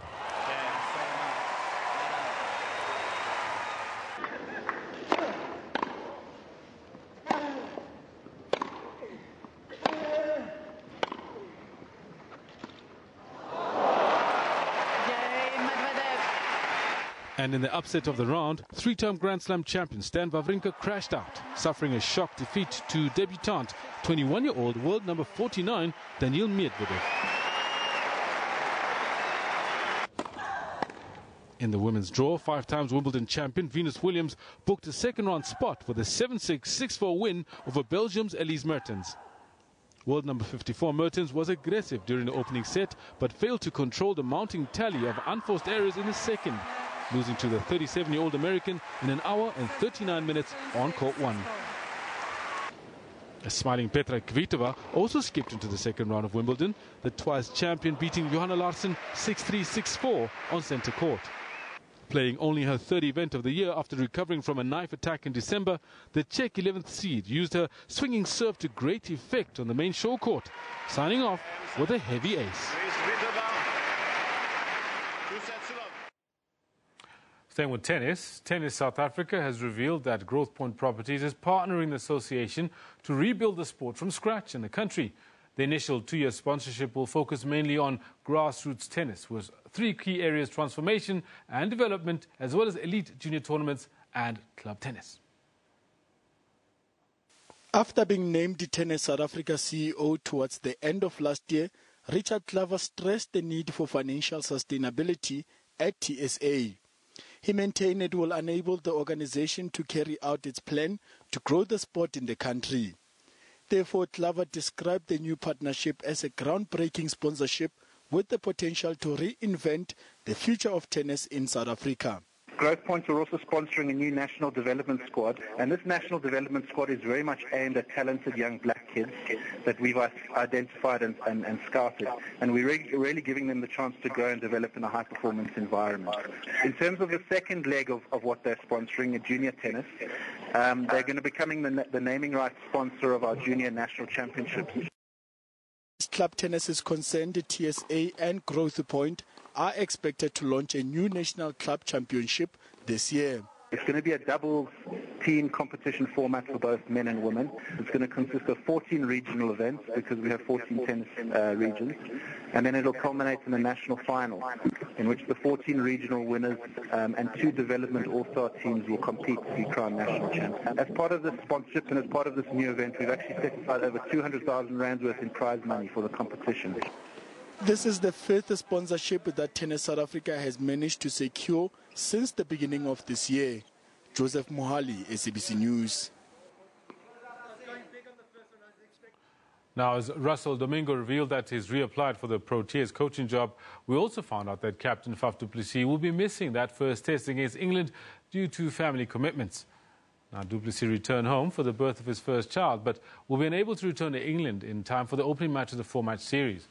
The Proteas team manager, Dr. Mohamed Musachi, said du Plessis' wife gave birth to their first child last week, but the difficult nature of the delivery has delayed his return to the UK. He will link up with the squad in the UK later this week. Dean Elgar will captain the side in du Plessis' absence, becoming the 12th South African Test captain since readmission. And Slovakia's Peter Sagan of the Bora-Hansgrohe team won Stage 3 of the Tour de France. The reigning road race world champion claimed his 8th individual stage win of the Tour. Now, Stage 3 was long and hilly, dubbed the Battle of the Ardennes, not quite one for the sprinters. A breakaway group was reeled in 10 kilometers from the finish, and it was an awkward finish on top of a Category 3 climb. BMC's Richie Porte began the attack for the line, but it was Sagan who eventually won with pedal problems held off the likes of Michael Matthews, Dan Martin and Greg van Avermaet. Jean Thomas of Team Sky extended his lead in the overall standings to 12 seconds over teammate and defending champion Chris Froome and Matthews. Sagan is fourth with Dimension Data's Edwald Boasson Hagen fifth.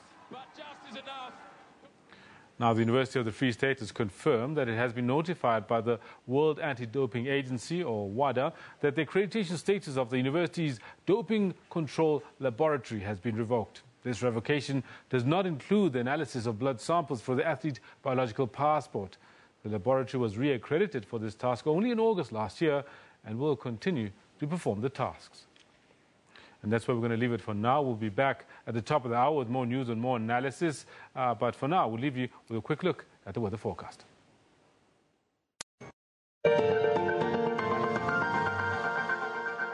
Yeah, thank you very much. Let's take a look at that weather. We start off in South Africa's eastern regions, where today, again, we're expecting the possibility of some isolated showers through both the high and the low felt. So passing storms are very possible in some areas. Other areas expecting only a little bit of a drizzle and some dense cloud cover. Now, high pressure systems are present in the area, and those, as we move from today into tomorrow, are just going to push that rainfall and that cloud cover away from South Africa. For tomorrow, we're really not expecting any rainfall in South Africa. Zim expects a little bit in the interior there of Zimbabwe, but the southern parts of Mozambique are really where we're seeing that rainfall originating from the Indian Ocean. Other than that, a dry day through most of the southern hemisphere of Africa here. And, of course, we take a look at some warmer conditions as well, which I know a lot of people are going to be very happy about. 19 degrees in Cape Town, not substantially warmer, but nevertheless it is beginning to warm up as a result of those highs. Springbok, should I say, 21 degrees. Dar, 18. Bloemfontein at a 21-degree high as well. And then we start to get into the bit of rainy areas. Pretoria, 20 degrees Celsius, and lots of cloud covers forecast for that area as well. What you'll notice, though, is that where we are expecting a little bit more rainfall and more cloud cover, we're still seeing some warm conditions along that Indian Ocean coastline of Mozambique. There, temperatures range between 23 and 30 degrees through those three cities there. Into the interior, we're expecting slightly cooler conditions, mostly around the lower to mid-20s all the way throughout that region. And then towards the west coastline, again, lower 20s to mid-20s forecast for these areas. But we're seeing sunny skies in those areas as well. So it should feel just a little bit warmer than those represented temperatures there. Morone, 28 degrees, sunshine forecast again for today. And once again, it's the only one expecting sunshine. For the most part, Antananarivo, Port Louis and Victoria expect some cloud cover to come in. A lot of this cloud cover is going to be mid-level and lower-level cloud cover, and that will affect your day as it'll cast a shadow over those island regions there. Kigali, 27 degrees, warm conditions in Juba at 31 degrees Celsius, and isolated showers are forecast for these areas as well. Nairobi, Mombasa expecting some showers too, and those showers extend north towards Bangui, not as far south as Kinshasa. This is where it draws a line. It does not go further south, so a dry day forecast for Angola, for the rest of Central Africa, south of those regions there. Now, we do expect that rainfall to extend further north. Of course, this time of the year, we see that the low-pressure systems start to affect regions a little bit further and further inland from West Africa into the western parts of Niger there as well. What it's also going to do is cause some slightly heavier rainfall in the far southern regions of Mali. Now, towards the east, well, we do see again rainfall along the highlands of Ethiopia there.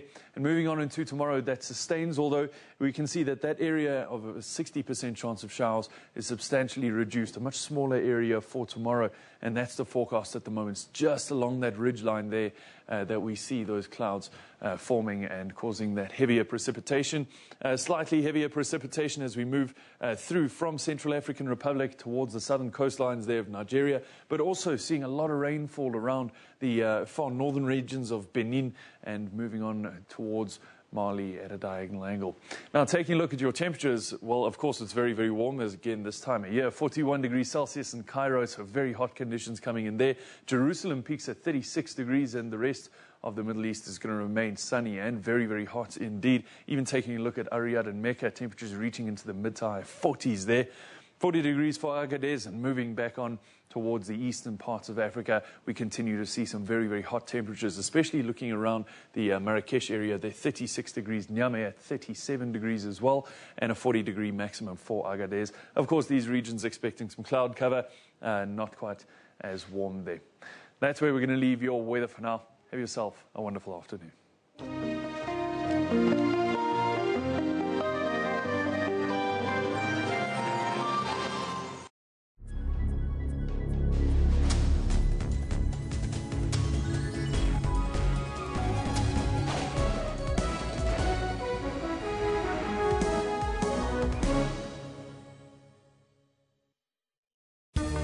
Water-wise, water is an essential need.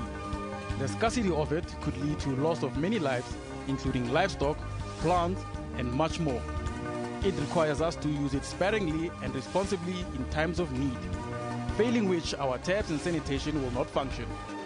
For more on water and weather issues, stay tuned to News Today, every Friday at 4:45 Central African Time. SABC News, making you water-wise.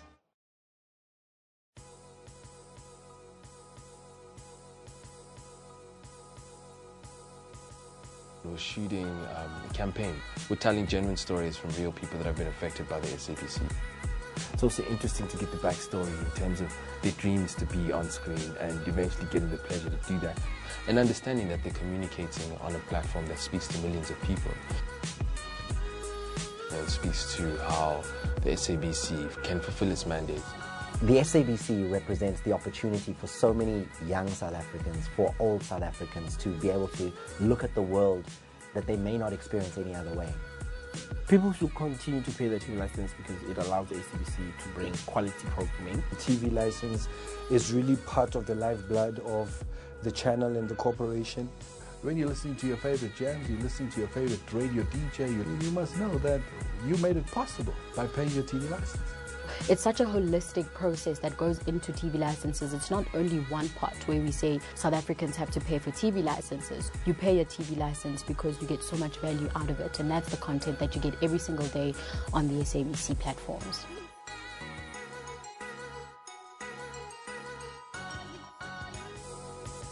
I have been in the film industry now for 51 years.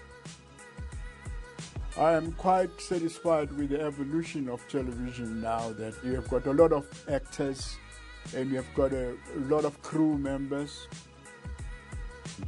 We should also play part of paying our licenses, because I think it's proper.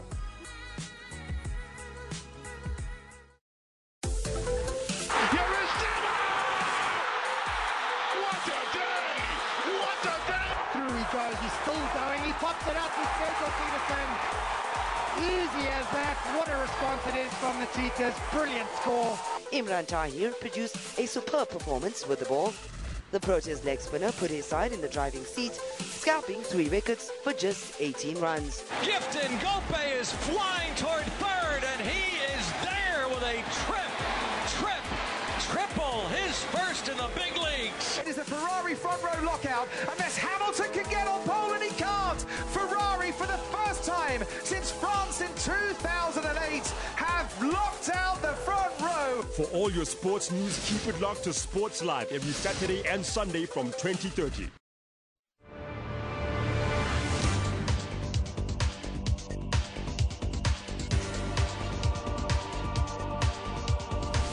Did you know the big hole digging started in 1871 and ended on the 14th August 1914? The hole produced 2,722 kgs of diamonds. However, one diamond as huge as 490 carat of stone found in the open prior 1868 gave them the interest to dig. Extracted from 22.5 million tons of soil. Today, the hole sits at a breathtaking 214 meters deep. Kimberley Big Hole attracts tourists from all over the world, taking a vintage tram past the city, then cycling around the Big Hole.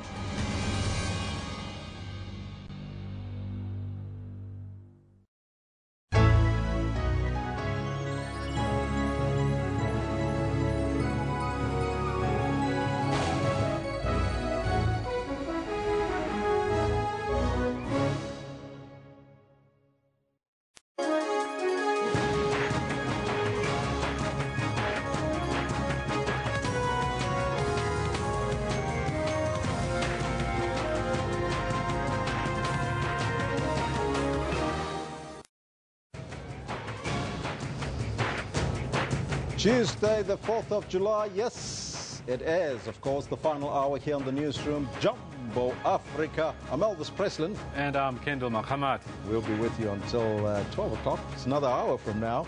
But today the focus is on the violent clashes that we've seen in Houtbaai there, Kendall. 100%. The people that live in the informal settlement in Zimbabwean are complaining about their conditions. It's the brunt of winter that they're feeling. And we're asking you, is the city of Cape Town failing the residents living in informal settlements?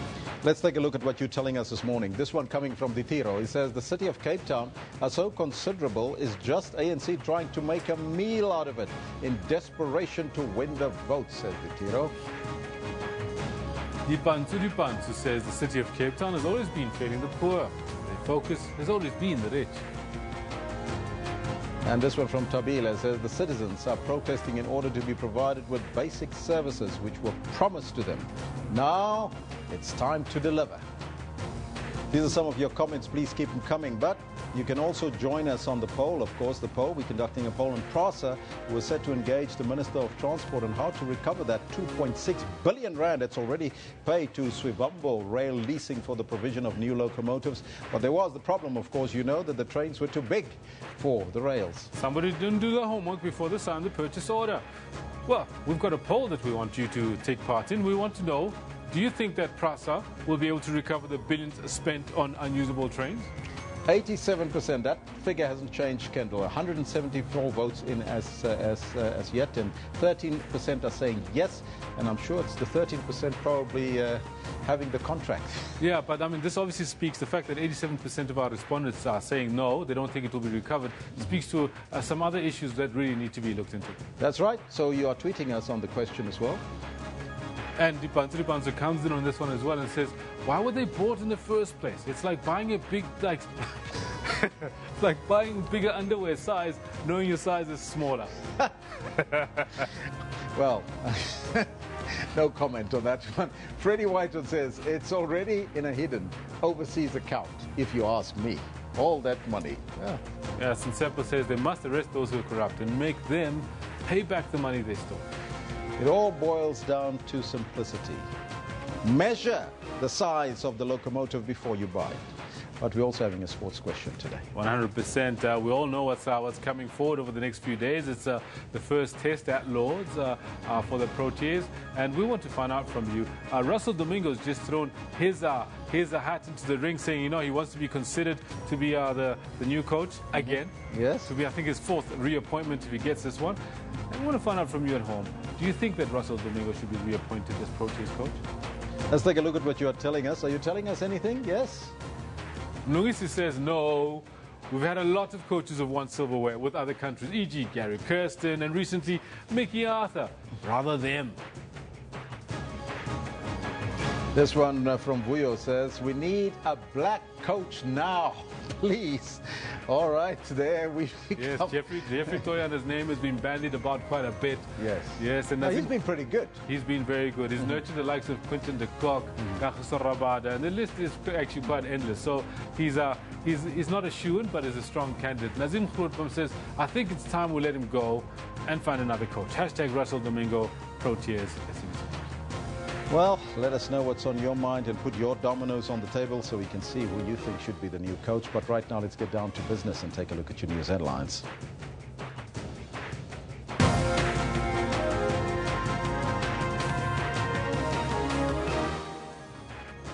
Two more people have died, bringing the death toll to 14 after a head-on collision between two minibus taxis and a truck on the R541 road between Prasa and Machado Dorp in Mpumalanga. The African National Congress is today expected to hold sectoral briefings following 4 days of deliberations over party policies. And you heard the story. The board of Prasa, the passenger rail agency, says it will engage the Minister of Transport on how to recover the 2.6 billion rand already paid to Swivambo Rail Leasing. Can the money be repaid? That's the question, but before we get there, let's find out from Kendall Makamate what's happening on the sports front. Well, Elvis, thank you very much. Good morning to you. This is what we've got planned for you in the sports today. As Russell Domingo reveals that he's reapplied for the Proteas coaching job, we find out that captain Faf du Plessis will miss the first test against England due to family commitments. And ahead of the Chan 2018 qualifier next week, Bafana will face Botswana in the Kosafa Plate playoff match this evening. As two-time Wimbledon champion, Rafael Nadal is showing the same menacing form that got him to dominate the clay court season.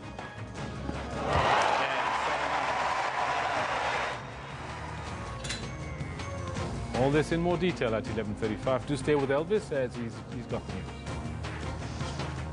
Thank you, Kendall. Top story now. Let's go back to that emergency services who says that 14 people have died following a head-on collision between a minibus taxi and a truck on the R541 between Prasa and Machado Dorp in Mpumalanga this morning.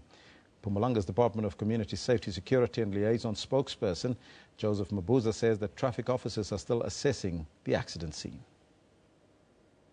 Bodies are still trapped in the wreckage behind me where the accident happened, but we've got Joseph Mabuza from the community safety to tell us more about what has happened here this morning. Joseph, just tell us what exactly happened here this morning. Well, 3 vehicles were involved in a collision. They include a truck and 2 minibuses.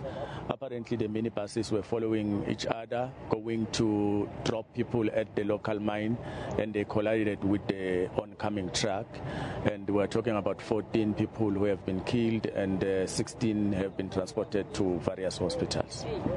Okay, what is holding up now? We understand that the bodies are still there inside the wreckage. What is holding up the process? Well, we were waiting for some of the members of the accident reconstruction team. They've arrived. They are doing the accident now and taking photos, doing measurements, and after that then we'll clear the scene. What happened to the drivers of the truck and the 2 minibus taxis?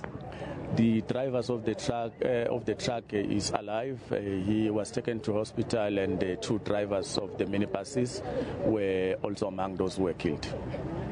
Okay, that was Joseph Mabuza from the department. As you can see, there, just behind there, that's where the truck is and the 2 minibus taxis. I'm afraid we cannot go any closer because of the bodies are still lying down there and some are still trapped in the wreckage. That's a little bit earlier now. It's day 5 of the ANC Policy Conference at the Nasrec Expo Centre south of Johannesburg. No less than 7 commissions briefings will be held today to report on the policy deliberations that have been going on behind closed doors. Let's now go live to Lukanya Kalata, who was at Nasrec. Lukanya, just a very good morning once again. Just briefly tell us what is currently happening there before you indicate or talk to your guests this morning. Good morning. Alvis, good morning. Yes, and welcome back to Nasrec, where we continue our broadcasts of the ANC's National Policy Conference.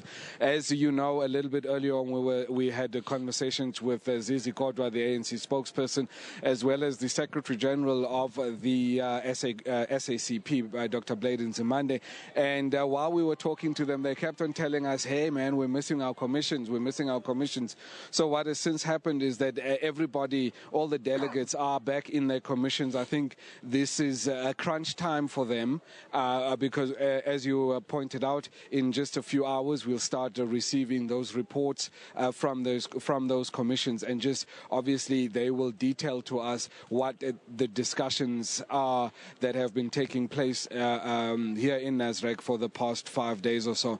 But to talk to me a little bit more about the processes as to what happens this afternoon going forward, what happens to the resolutions taken here, and all of those things, I'm joined by Ronesh Dauraj, who is one of the SABC's senior researchers. Ronesh, thanks for joining us. Good morning. Hi, good morning, Lucanio. Good to be here. Ronesh, explain to us a little bit of the process as to what happens from this afternoon onwards when we start receiving the reports. Well, firstly, Lucanio, from a media perspective, it's going to be a very, very late night for all of us. It's the penultimate day of the ANC's 5th policy conference.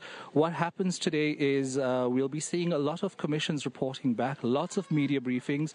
Whatever transpired in those commissions throughout the past 4 or 5 days will be communicated to the media. The ANC will give some kind of direction what happens from here. Well, when the report backs happen, I suspect, as per previous experience, it normally goes on until about 12 midnight, 1 in the morning. Then tomorrow morning, those commissions, all the commissions will just assemble in the plenary hall. They'll report back in plenary. That takes a couple of hours, 3-4 hours, and then we'll get the ANC president's closing address, and that lasts normally an hour. So we should finish tomorrow by latest 3 o'clock. But obviously, once the ANC policy conference closes tomorrow, these discussions go back to the branches, the 4,300 branches of the ANC. More issues are discussed, more debates, surface at branch level. They are interrogated more by these branches, and then these ratified discussions lead up to the ANC's December elective conference, and there, most of these policies will be rubber stamped. So basically, what the ANC is doing here is charting out a roadmap for the next leadership, next administration, and obviously a roadmap for the country.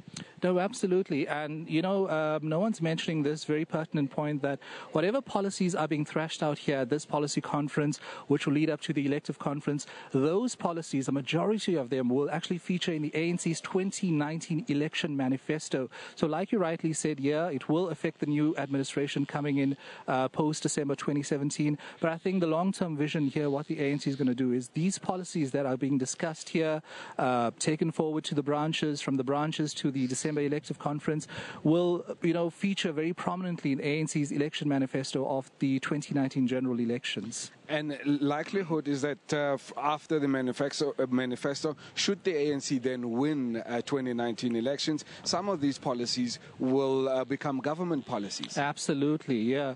And, obviously all eyes will be perched on the economic transformation debates, discussions, what is the ANC's policies in terms of how they're going to take the economy forward. Lots of promises are going to be made.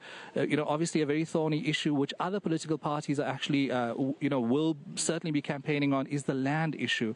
And, very divisive debates surfacing here at the policy conference. What do we do about the land issue? Do we amend the constitution? Do we expropriate without compensation? Without compensation, that's the other side of the debate as well. So I think the ANC is in a very tough position. They know parties like the EFF and the DA and other, black parties like the PAC are biting on their heels with regard to the land issue. And the land issue is a very emotive, very, it's a very partial issue in terms of South Africans, the majority of South Africans. Millions of South Africans, as we sit today, 23 years into democracy, many of them are still materially dispossessed. So they want the land issue to be resolved as soon as possible. And, we had land redistribution and land restitution, but the process has dragged on for too long. So what the electorate is kind of expecting from the ANC is to be more decisive. We want decisions. Take those firm decisions, take those hard decisions, and give us some kind of concrete answers. When you campaign in the 2019 elections, we will support you based on what you promise us. And then also the issue of land, but I would imagine that the issue, South Africans will also be quite keen to hear what steps the ANC is going to take on the issue of corruption and how it decisively deals with it? You know, the ANC's biggest problem at present is that there is a lot of defensiveness. And, you know, if we go back to the SG's report, the Secretary General Greta Bantashe's report, he says, you know what, corruption is staring us in the face. But cadres of the movement are just being defensive, whereas we're supposed to be confronting the issues, sort out these issues, and leave this conference with firm decisions. We need to do something. You know, what is state capture? Like the president said the other day, you know, he mentioned it, but he says, I don't know, you know, we don't understand what state capture is. We have a commission of inquiry. We've yet to, you know, establish what state capture is. And, you know, all sorts of discussions and, you know, rhetoric has been mentioned. But you know, like you rightly said, that's the reason we have opposition parties. You know, opposition parties like EFF, the DA, very prominently mentioning, you know, the ANC is associated with this kind of corruption scandal. Just yesterday, there was the issue of the Prasa, you know, train scandal. Billions of South African taxpayer rands are involved. So the ANC, I think, has a very, very tough job between now and the 2019 elections. You know, lots of people are already talking about coalitions and possibly pushing down the ANC to below 50%, which will force them into a corner to sit with other parties and negotiate, you know, a proper settlement, so to speak, for ordinary South Africans. Then, you know, what happened last year in last year's local government elections, we know what happened in the metros. And like the ANC rightly said in, I think it was the organizational renewal discussion documents, plus the legislature and governance documents saying that, you know what, we may have control of the country, but if we don't have control of the metros, something is terribly wrong. We don't enjoy the legitimacy if we don't have control of the metros. And as we rightly saw last year, what happened, the ANC lost Tshwane, it lost Johannesburg, it lost Nelson Mandela Bay Metro. 4 of the 8 metros, that's 50% of the metros, now belong to opposition hands. So that's very worrying for the ANC. Okay, so land, issue of corruption, and most definitely one of the other key areas would be the issue of the economy and South Africa's economic outlook. What do you think we're likely to see coming out of that? I think, you know, like land, the economy is going to be a terribly sensitive issue for the ANC because, you know, lots of people have accused the ANC of supporting white monopoly capital. They haven't done enough to address the issue of white monopoly capital. Just yesterday, the Arts and Culture Minister, who's also an NEC member, Nasi Ntetwa, mentioned, you know, it's a fallacy to think that white monopoly capital does not exist. And the ANC's objective is not to replace white monopoly capital with black monopoly capital. So I think they're being very careful. They're treading very carefully how to address this issue. And as we all know, the recent rating downgrades, you know, the currency devaluation, the rand was like 7 to the dollar a couple of years ago. Now it's sitting close to 14 to the dollar. Then we had other issues. We had unemployment figures. The unemployment figure is sitting at 27.1%, the highest since 2003. You know, youth unemployment is just waiting to explode. You know, lots of people are talking about a possible Arab Spring, a color revolution, as Mantashe said the other day, especially amongst the youth. Then we have the other issue, the very thorny issue of the community protests. You know, we all are seeing what's happening in Cape Town at the moment, in Hout Bay.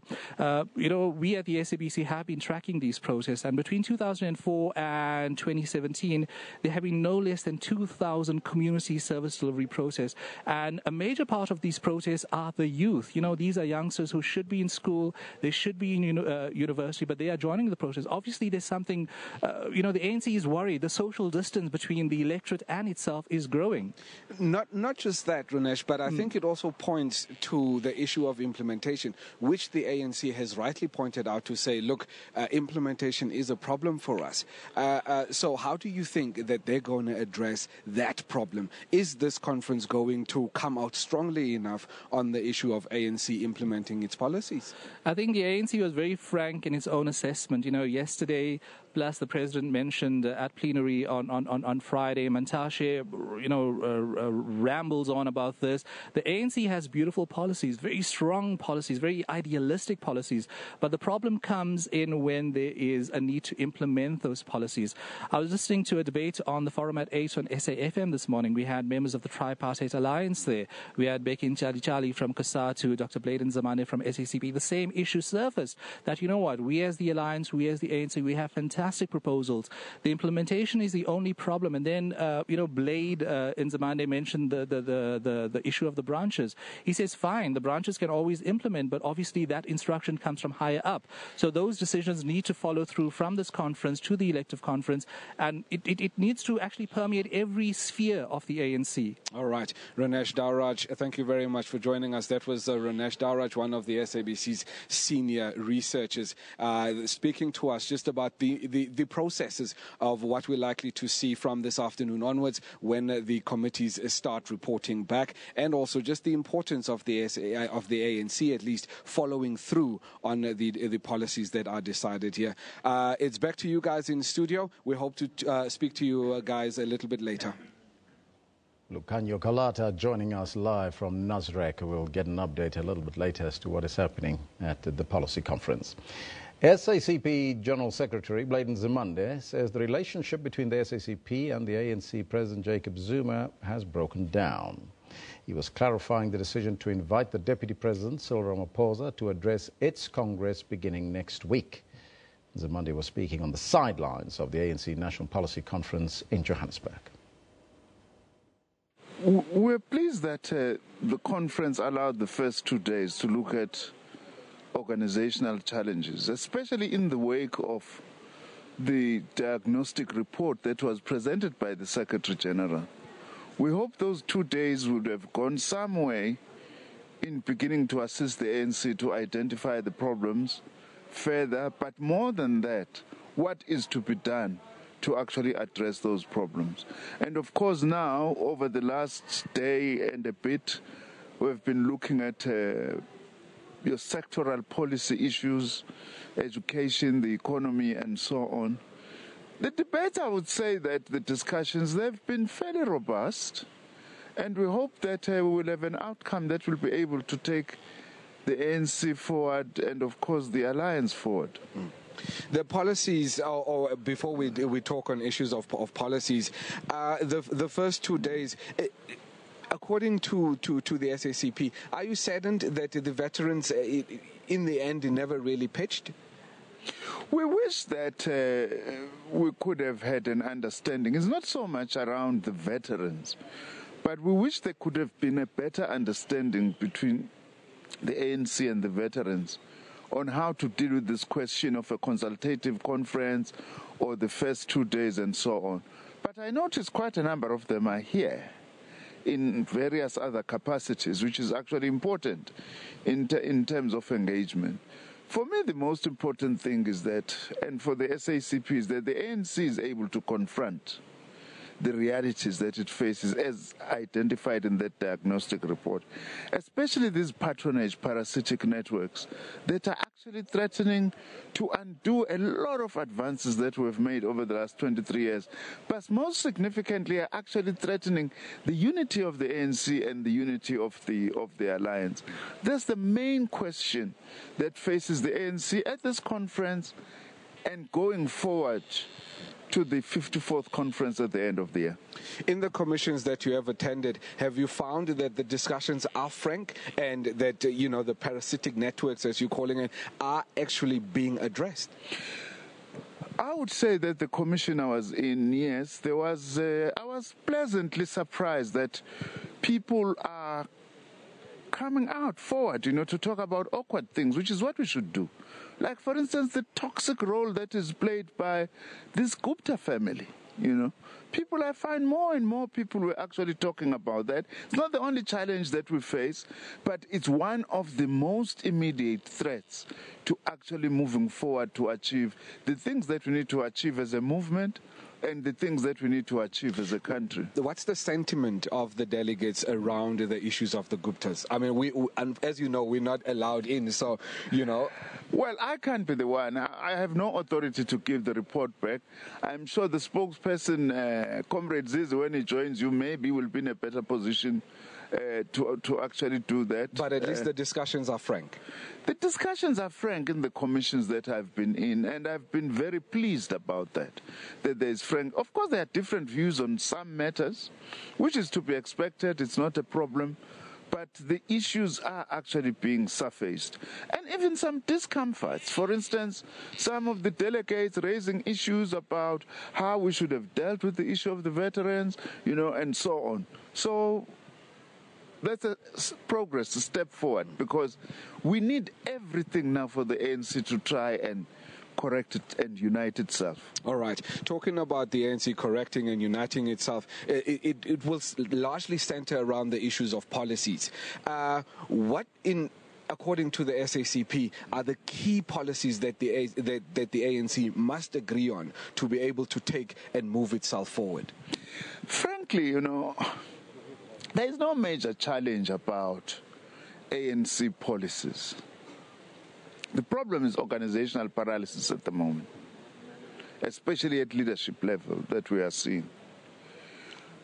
We think that the discussions on policy are broad enough. The issues that have been put on the table and so on.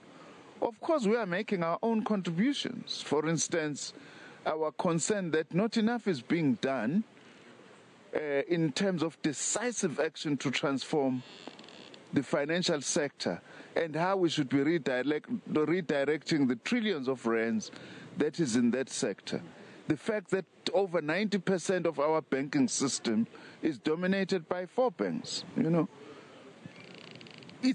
would have liked to have seen a little bit more in-depth, decisive steps being taken, but we are raising it in any case here. Would you characterize that as a lack of political will to act?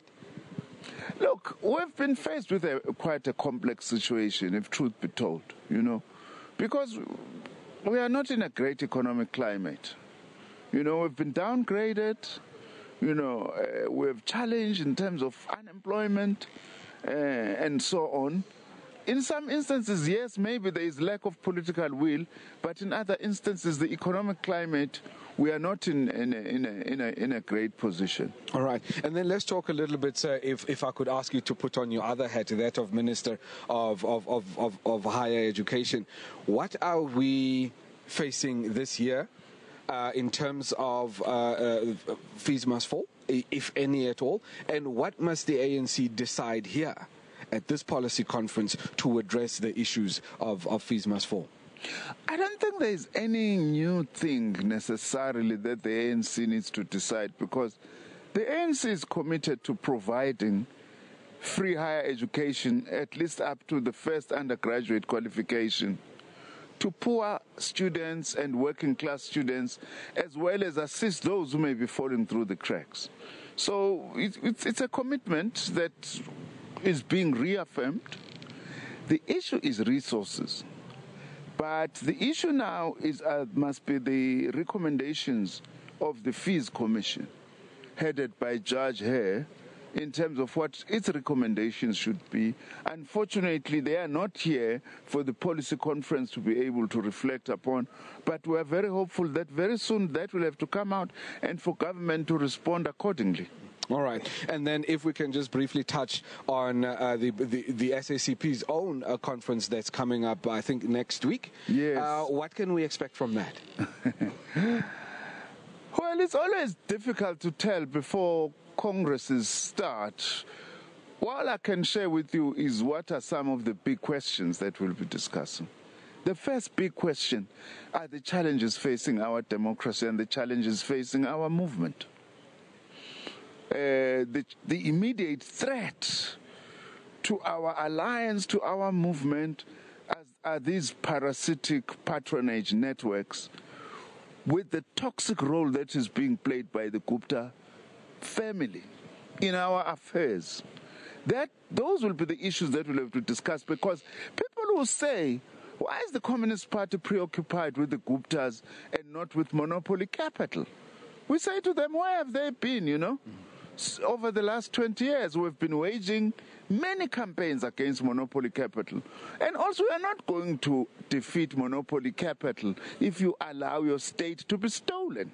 Because the state is one very big instrument that we have in our hands in order to be able to confront monopoly capital. You won't be able to confront monopoly capital if you have no ESCOM, if you have no Transnet, if you have no reserve bank, If those are captured by parasitic networks, then we're really in trouble. And in any case, this thing of posing that your Gupta-type networks are an alternative to monopoly capital, it's not true.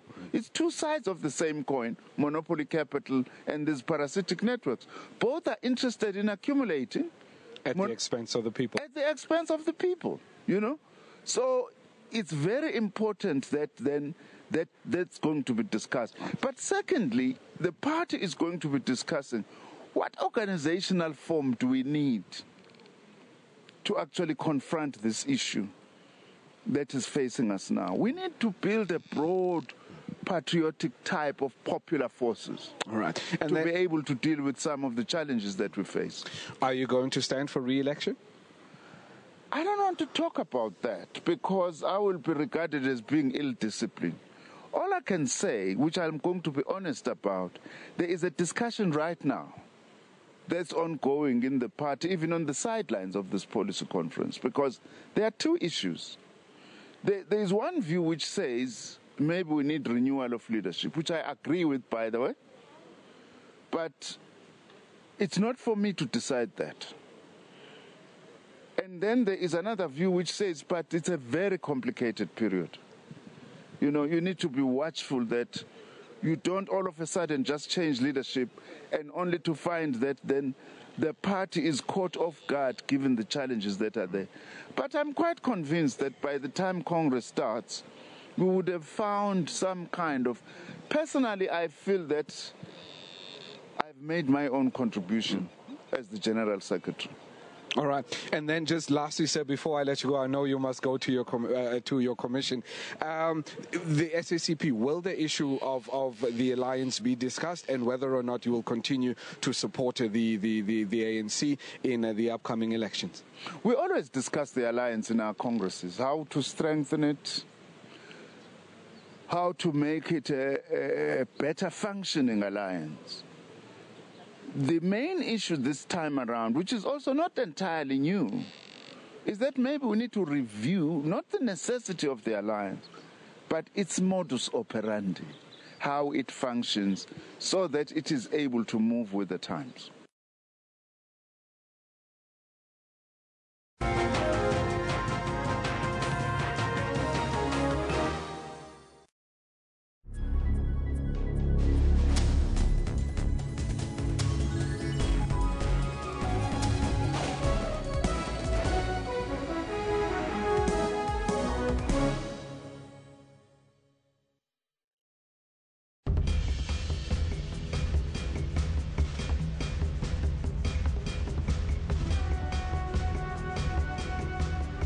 A meteorite hit the Earth 2 million years ago, creating an enormous impact of crater, about 10 kilometers in diameter, near Vredefort in the Free State, 100 kilometers southwest of Johannesburg, now known as the Vredefort Dome, a South African World Heritage Site. The meteorite is said to have been larger than Table Mountain and caused a 1,000 megaton blast of energy. The impact would have heated about 70 cubic kilometers of rock and have increased the Earth's oxygen levels to a degree that made the development of multicellular life possible. The world has about 130 crater structures of possible impact origin. The Vredefort Dome is the largest in the world, followed by Sudbury Crater in Canada and the Chicxulub Crater in Mexico.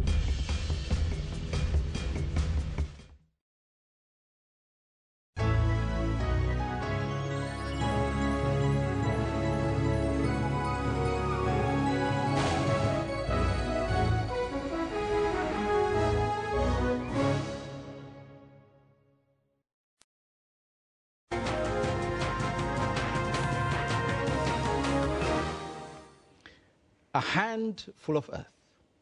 What is that, you might ask? Well, it's a moving story of broken promises and fierce determination.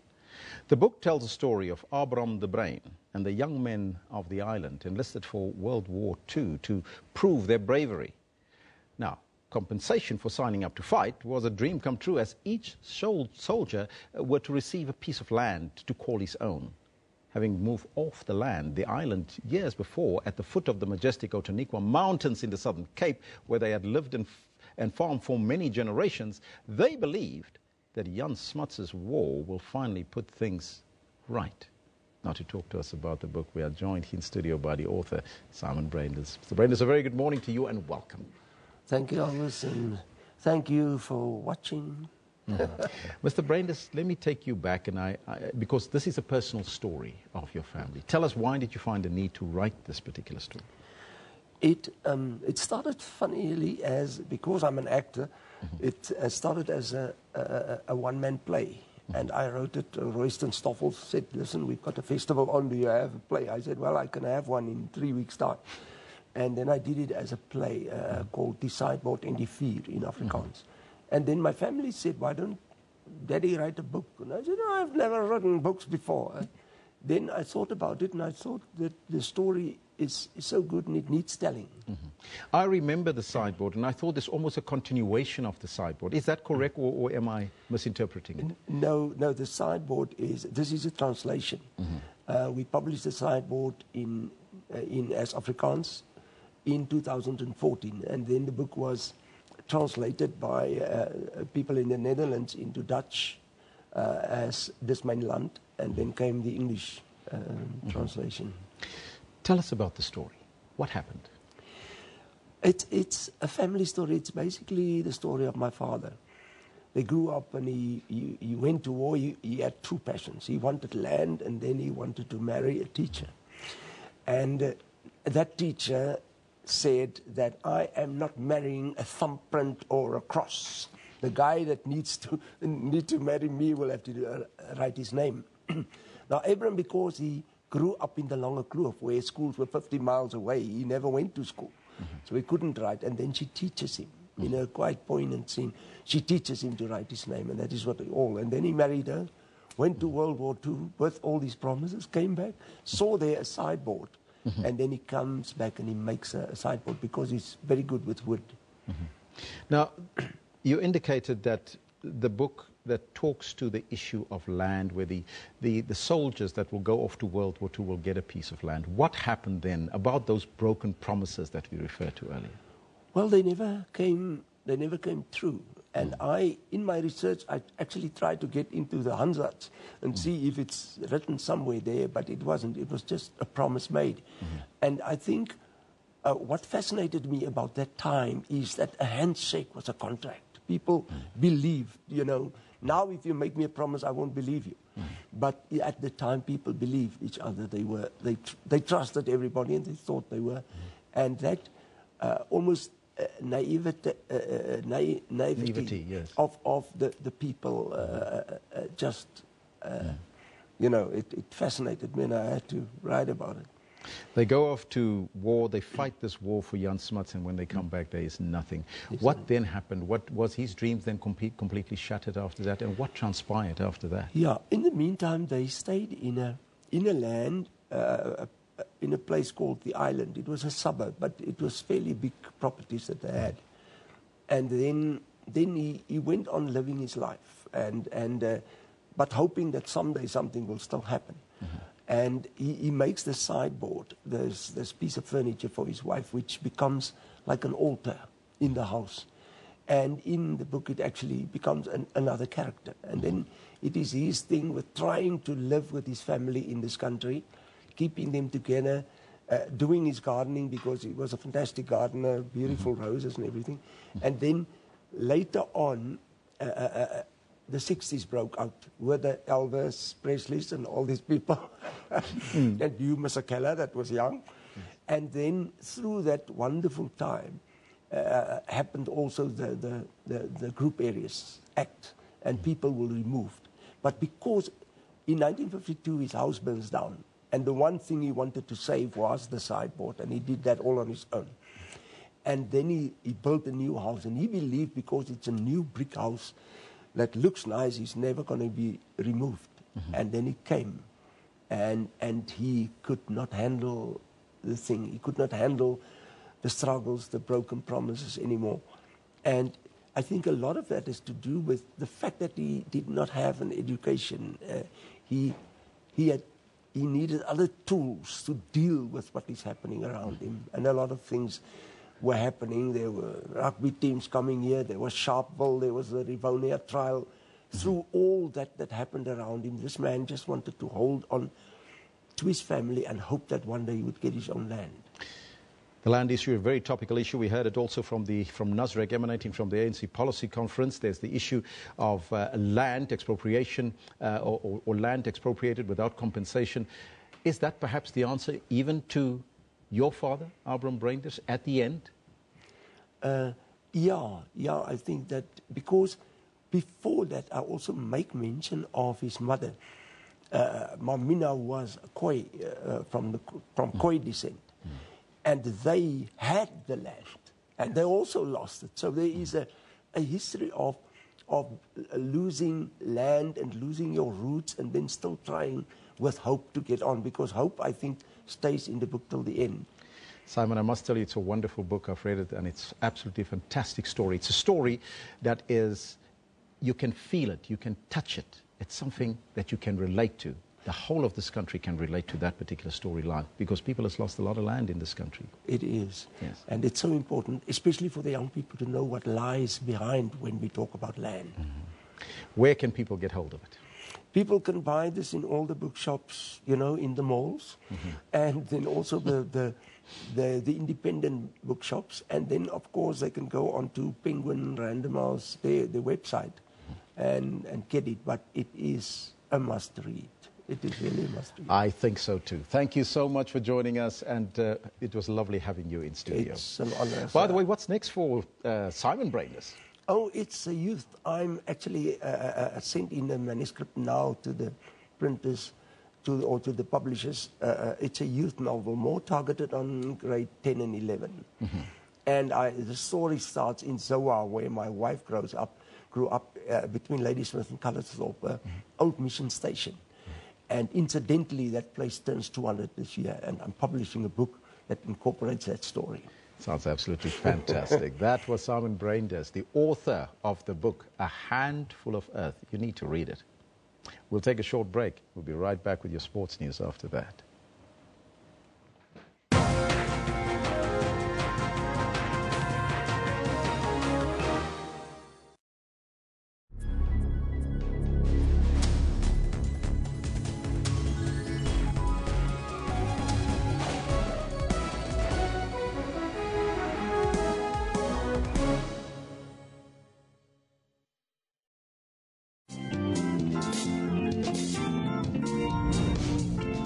I came there and then wanted to sing with them, and then they said, no, you are too young to sing with us. Then I got angry that day. That's when the Dr. Malinga was born.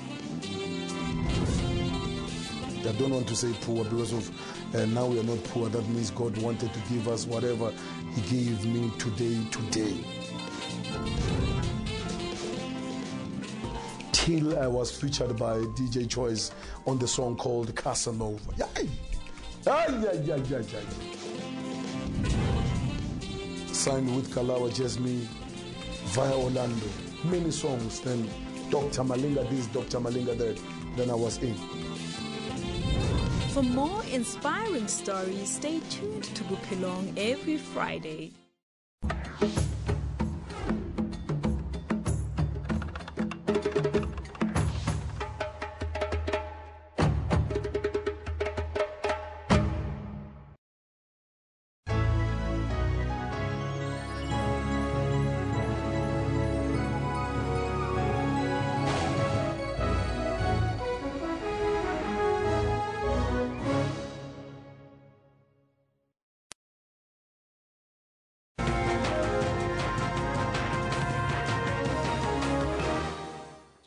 Welcome back. My name is Kendall Makamate. It is time for the sports show to start. Now, the greatest tennis show on earth has started.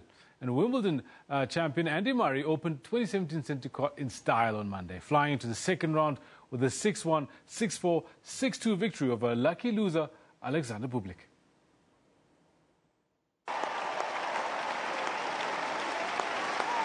While there's been some concern over Murray's title defence since he's still nursing a hip injury, the top seed showed little sign of discomfort in his opening match at the All-England club.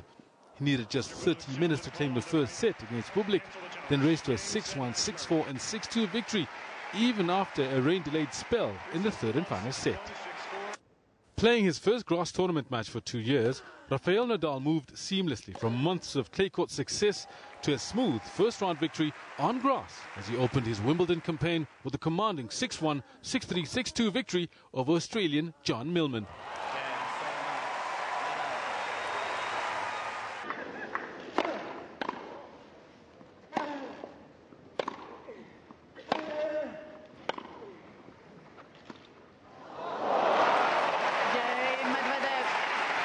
And in the upset of the round, three-time Grand Slam champion Stan Wawrinka crashed out, suffering a shock defeat to debutant 21-year-old world number 49 Daniil Medvedev.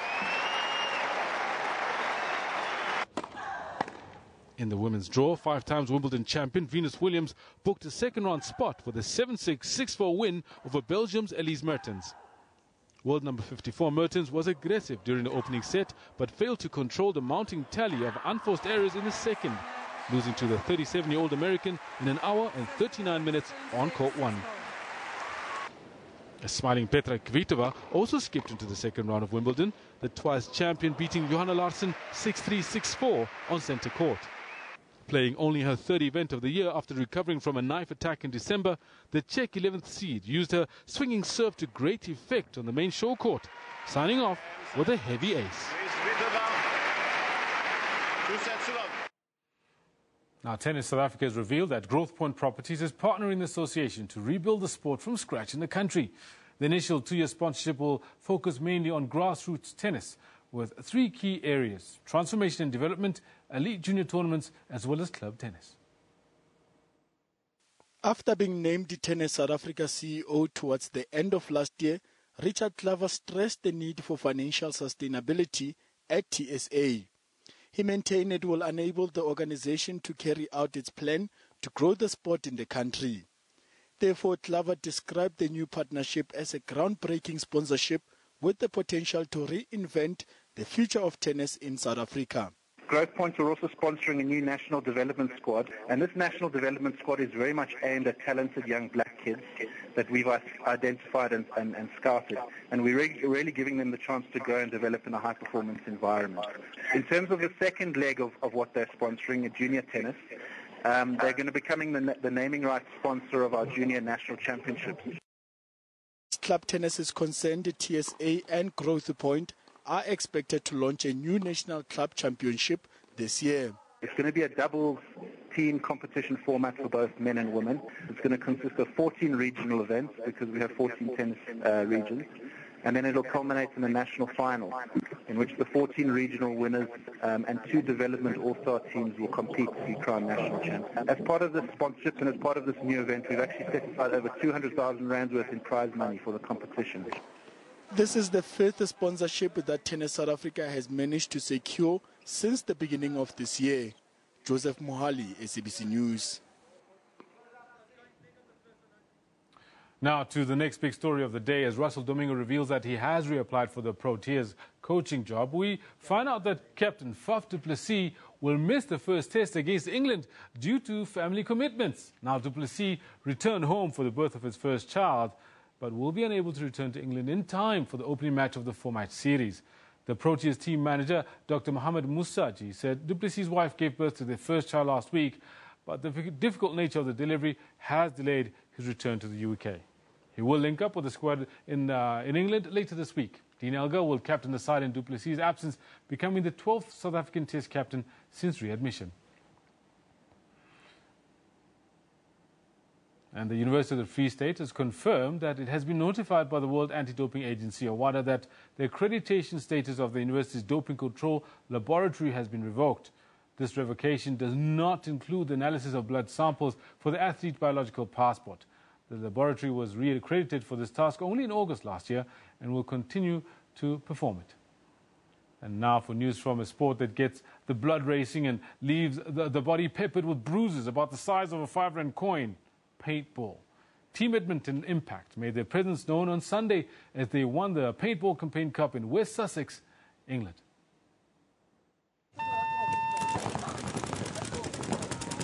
The Campaign Cup claims to be the oldest paintball tournament in the world and is part of the Millennium European Paintball Series. like a super fast game of chess where the players are the pieces and the bunkers that you can see behind me are the playing field, the playing board. The guys here have got to think fast, they've got to work together as a team, and they've got to outmaneuver their opposition, simple as that. Edmonton Impact won the Champions Paintball League event on Sunday, beating Russian Legion Moscow 4-3 in the final. People think we're out there and it's like a simulation war game and something like that, and it isn't anything like that. It's more of an extreme action sport. Our paintball markers, they do shoot projectiles, but they're gelatin projectiles with paint inside. No one's getting hurt. They're shooting 300 feet per second, and they break on impact. You might get a small little bruise, but I mean, that's as far as the comparison goes. It's no different than, I mean, people call them water guns too. Just because they spray a little stream of water doesn't make it a gun. Edmonton Impact are top of the rankings after 3 rounds of the European Paintball Series. The final leg of the season is in Paris from the 15th to the 17th of September.